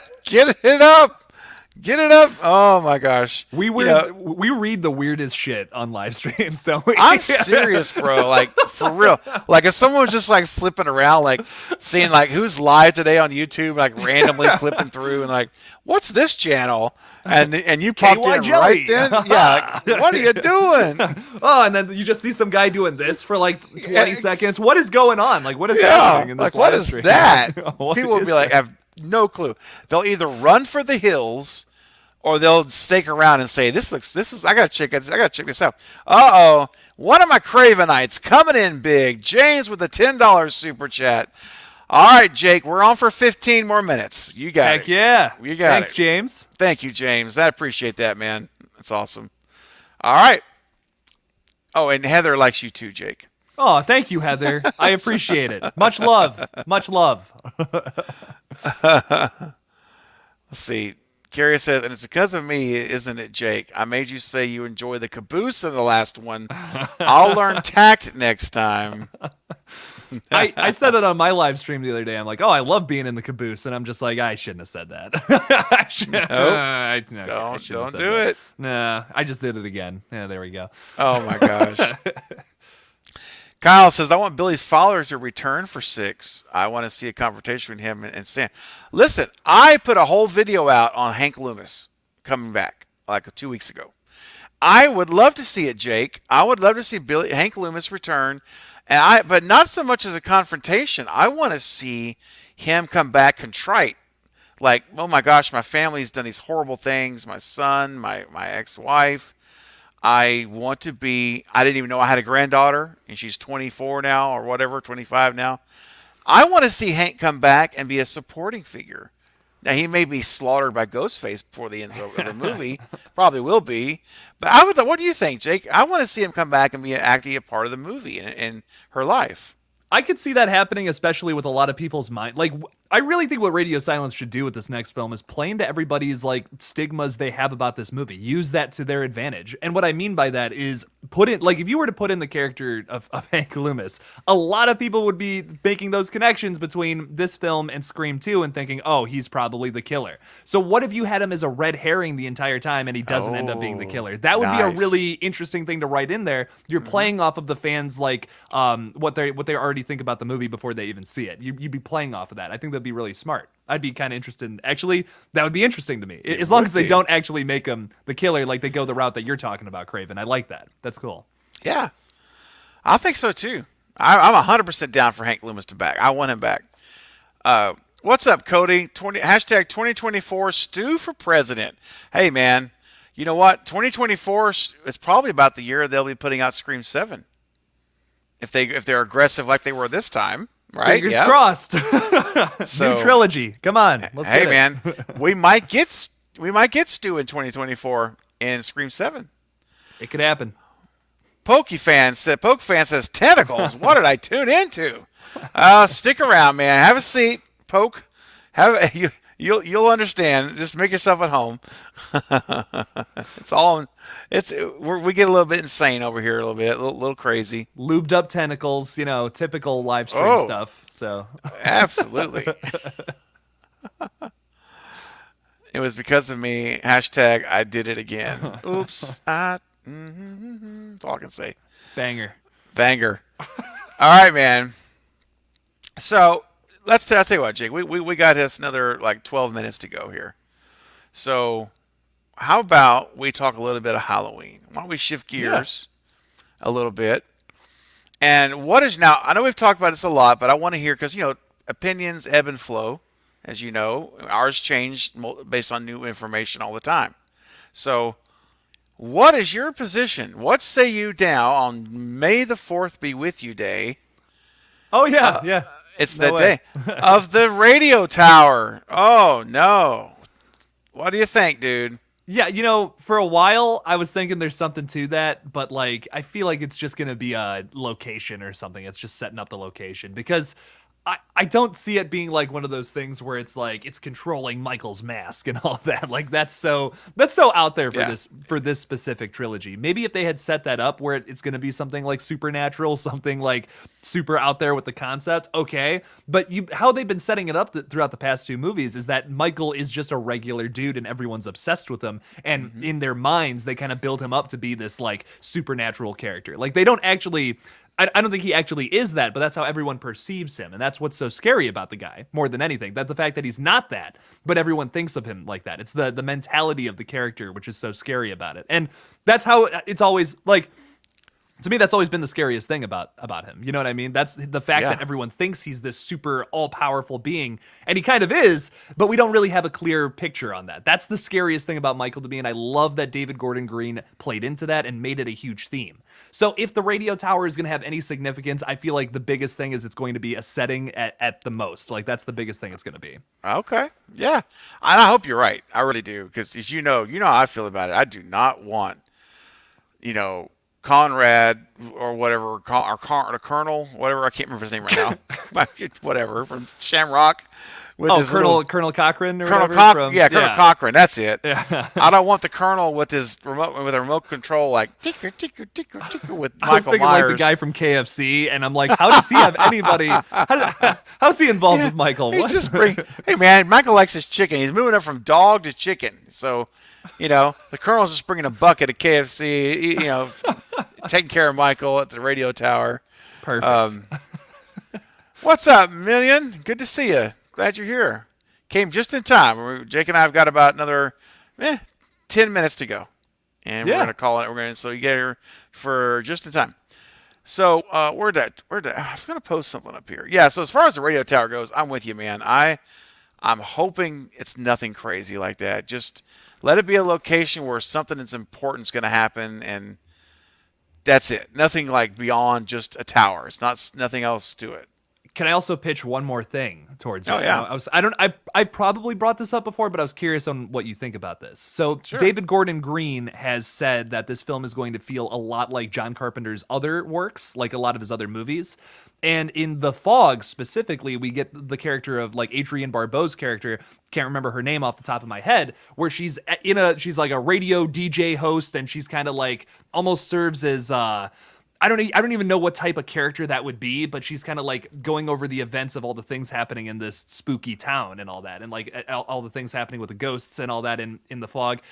Could you see a character like that happening in Haddonfield, where it's a disc jockey kind of going on talking about oh, everyone stay in tonight, Michael Myers is out and about? Is that kind of a weird character to have in a 2022 set movie though?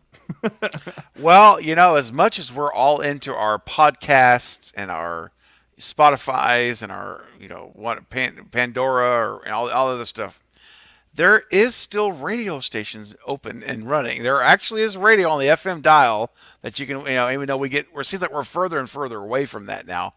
But I don't think that's out of the question. I mean, Haddonfield is a small town. They probably have a radio station. I grew up in a town that had one radio station. It was a one radio station town. And of course, not to say you couldn't get other stations nearby, but I'm saying there was one that was like the town's radio station. So I could see Haddonfield and Allison working at the radio station, maybe, or maybe not even Allison. Like you said, maybe it's another character, maybe it's a new character. But what I'm thinking is, depending on where the radio tower is located, and we've talked about this, I think, on the collective.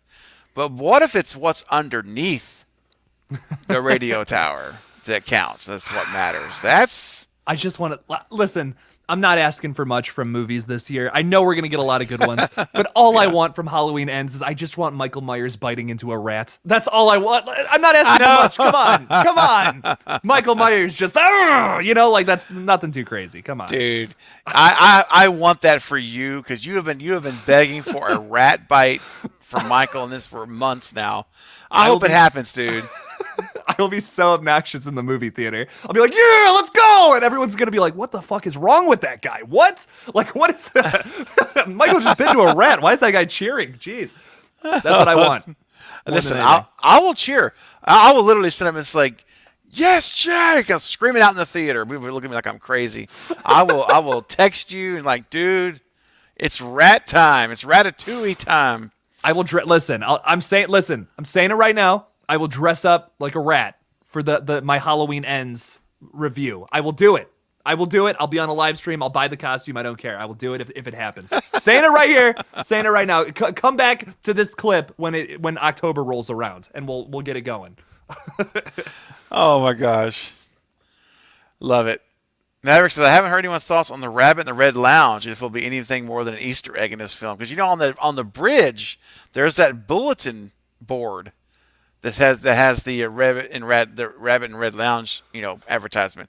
I personally think it's just an Easter egg. It's just a little Easter egg in the film. I don't think there's anything more to it. What do you think, Jake? Do you think there's going to be anything happening there? Probably just an Easter egg, like kind of like how it sounds. This sounds like a similar argument to like how people are talking about. We have the season of the witch masks in the last movie, so a lot of people are like, "Oh, so Silver Shamrock must exist in this universe." No, I think it's just an Easter egg. You know what I mean? I think there's a lot of those in Halloween 2018 and Halloween Kills, which were cool. They were nice little visual cues that were like, "Oh, hey, I've seen that before. Nice, sweet." I think that's as far as a lot of those go. I think that's as far as the Easter eggs we've seen already are going to go, unfortunately. I could see something like that. Maybe like, I don't know. I don't really know what you could do with that. That would be super important to Halloween Ends, I guess, is my point. Mm-hmm. So that's why I'm saying just an Easter egg. Yep. Million says, David Gordon Green shut down all these theories already. Well, you can't trust any of that. I mean, it's like asking Radio Silence, is Stu dead? And they're like, yeah, he's dead. Well, duh, of course. They got to say he's dead. What are you going to say? Really, if they say he's alive, if the plan is to bring him back, just an example, and they admit in an interview that Stu is alive, what are you doing? You can't do that. That's letting the cat out of the box. You have to say no. So I don't trust David Gordon Green any further than I can throw the dude when it comes to theories. And the very best example of this, surprisingly, actually comes from one of the highest grossing movies of all time, if not the most highest grossing movie of all time, Avengers Endgame, where they before it, when they were marketing it, everyone was asking, are they going to bring back all the dead characters? And they said, no, they're dead. What happened in Avengers Endgame? Everyone knows at this point. Come on. So that's right. Yeah, you can't trust directors or behind the scenes people and all that with that kind of stuff. So anything can still happen with Halloween Ends, I think. Oh, absolutely. Everything's on the plate. Even the crazy radio tower theory is still on the plate. Like I think honestly, yes, that could still be something that's a possibility at this point until we see like footage from the film. Like once we get a trailer, we actually see a little more, then we can start like disproving theories and all that, I think. Jake, I got an idea. What are you going to do if we're watching the trailer for Ends and there's a scene where it shows a radio tower and then all of a sudden Michael goes like this and looks up or like this. What will you do? I mean, that's all it shows. It just shows a radio tower, and then Michael's like, just like pops his head up. Like something Yes. like that. Like, yeah, Yes. like the sound effect and all that. I'll be like, oh my God. Like, come on. Dude.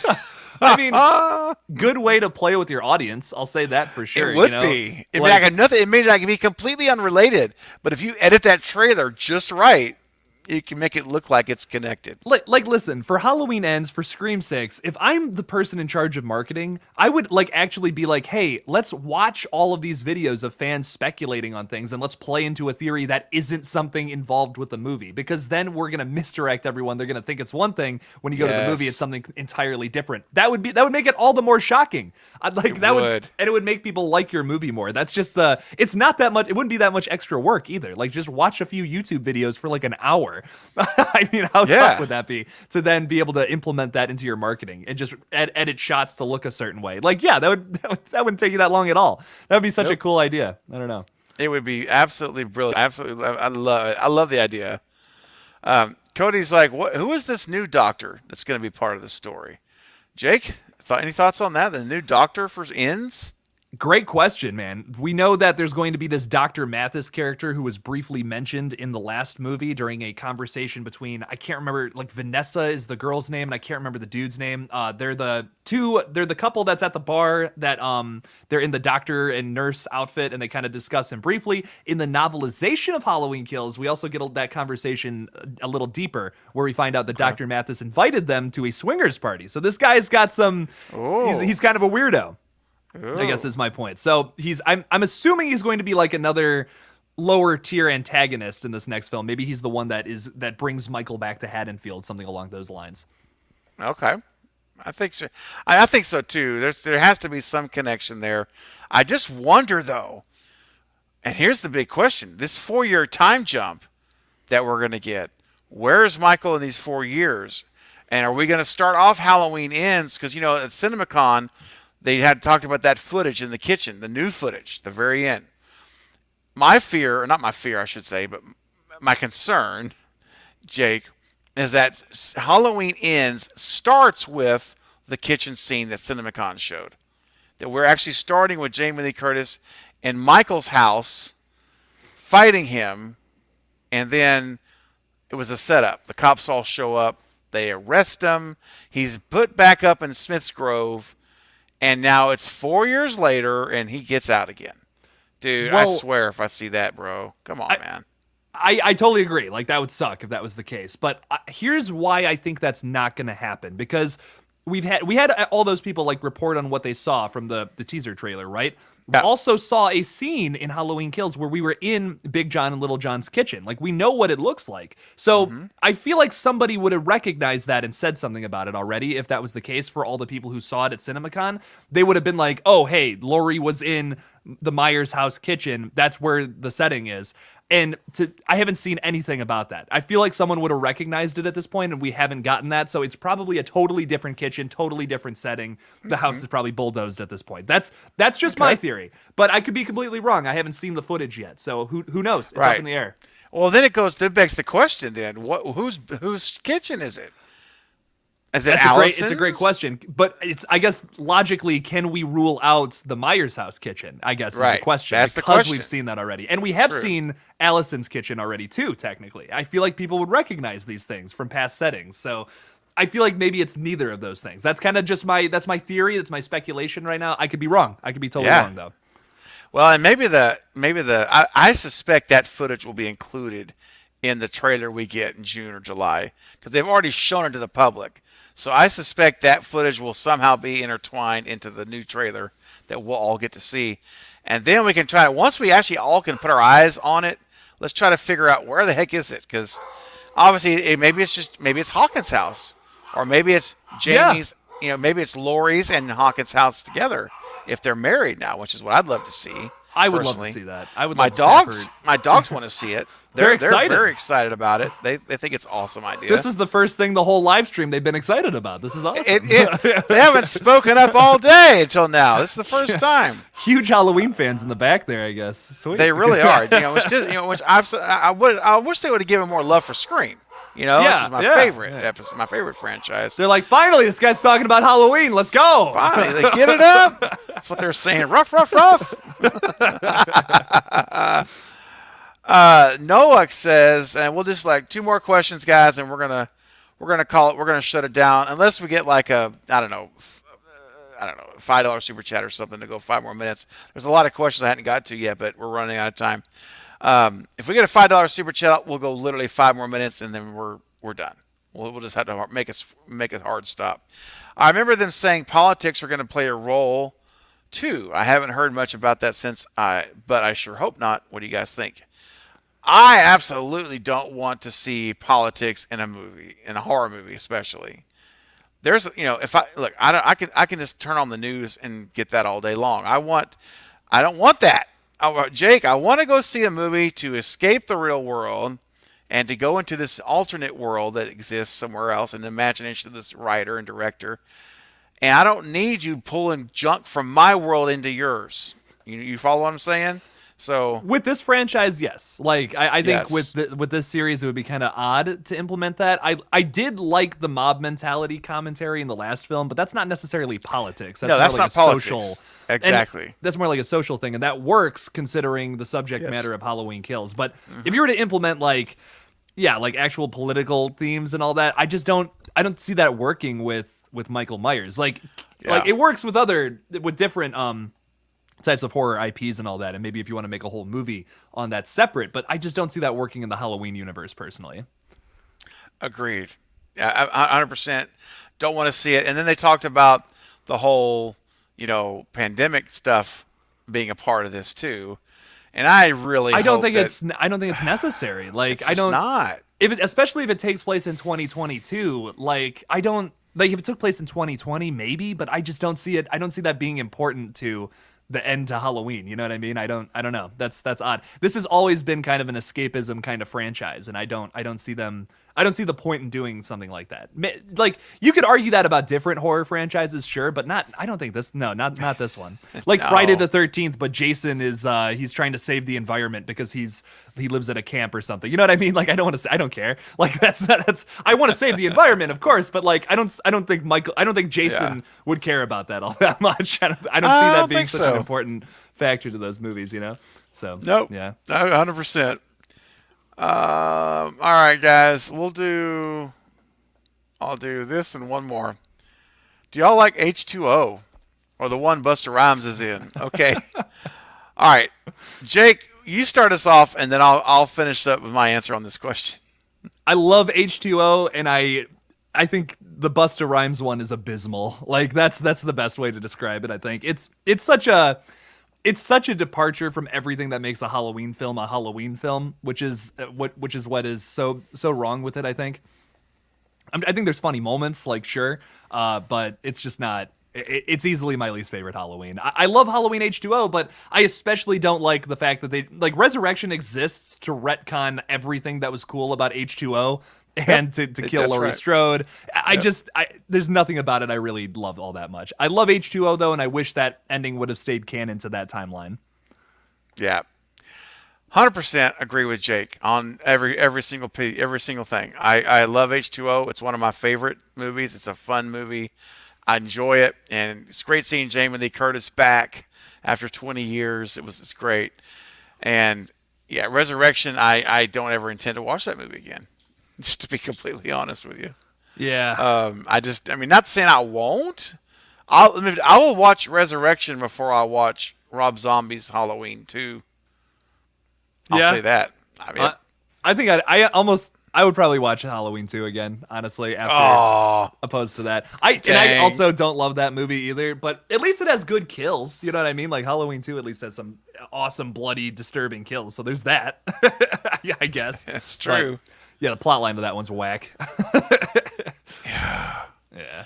Mill says maybe Allison and Lori have a new house. Yeah, that's what I was thinking too. I think that it's a good chance it'll be Lori's, or an Allison living in a new house, or with Hawkins. And I was gonna say all three of them together, Hawkins, Allison, Lori. That could be sweet, That would be really cool to see them all in the same house.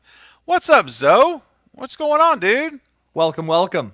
Yeah, good to see you, man. You coming in just for our last question here.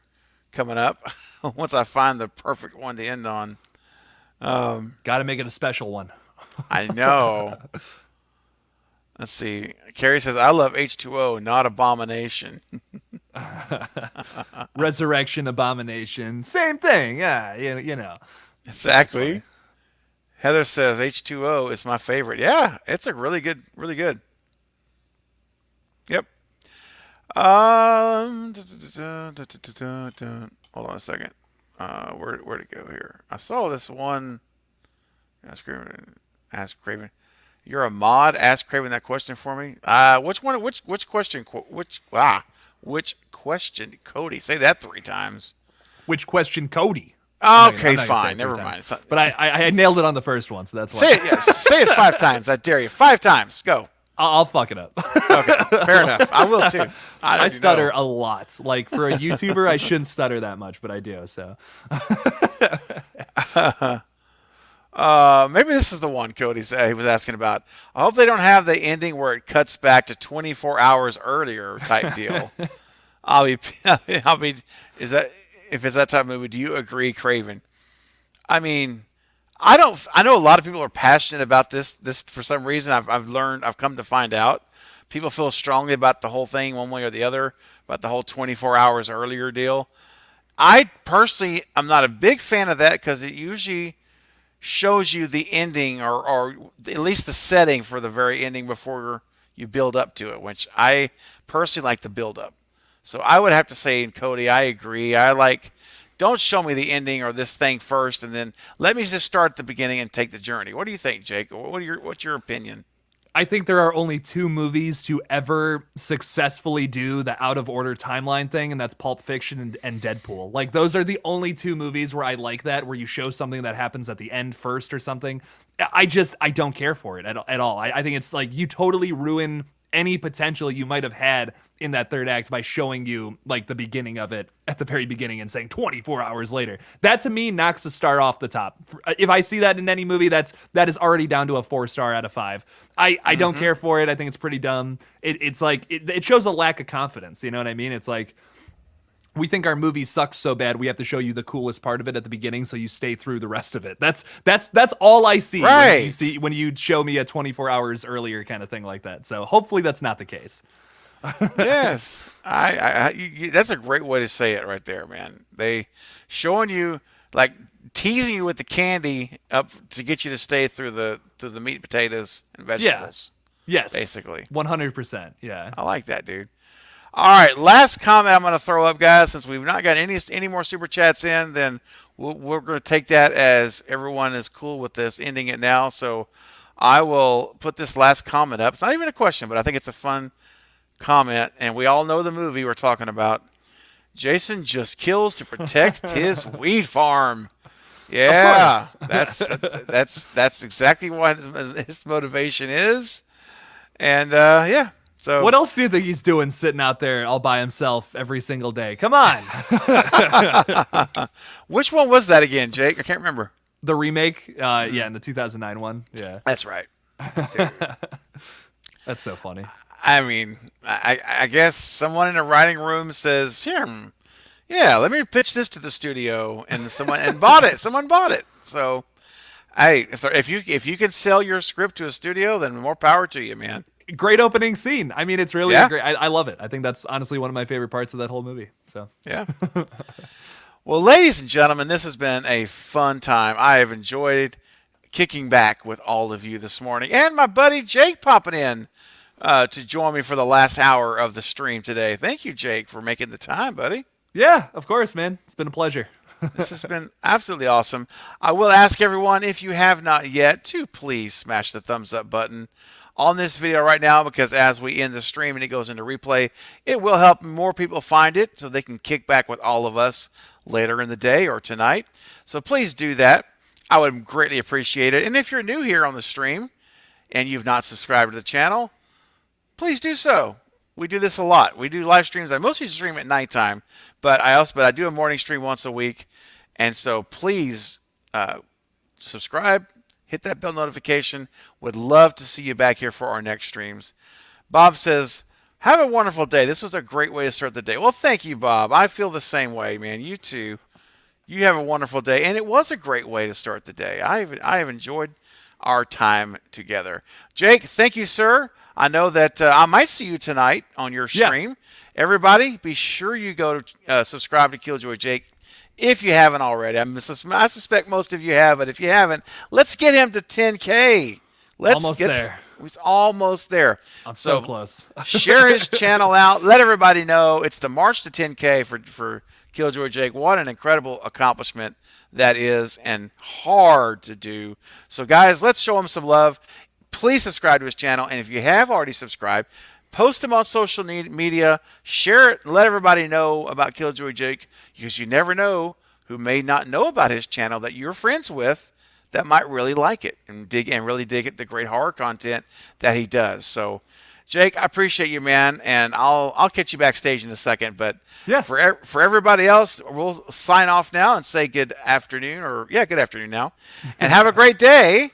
And also, real quick, don't forget, I want to show this Saturday. This Saturday, guys, 9:15 Central Time, I am hosting a live watch party with Leanne Kerr. We're going to watch Student Body. You guys remember Leanne? I interviewed her, what was that, about a month ago now, something like that. Anyway, she's coming back. We're going to watch the movie.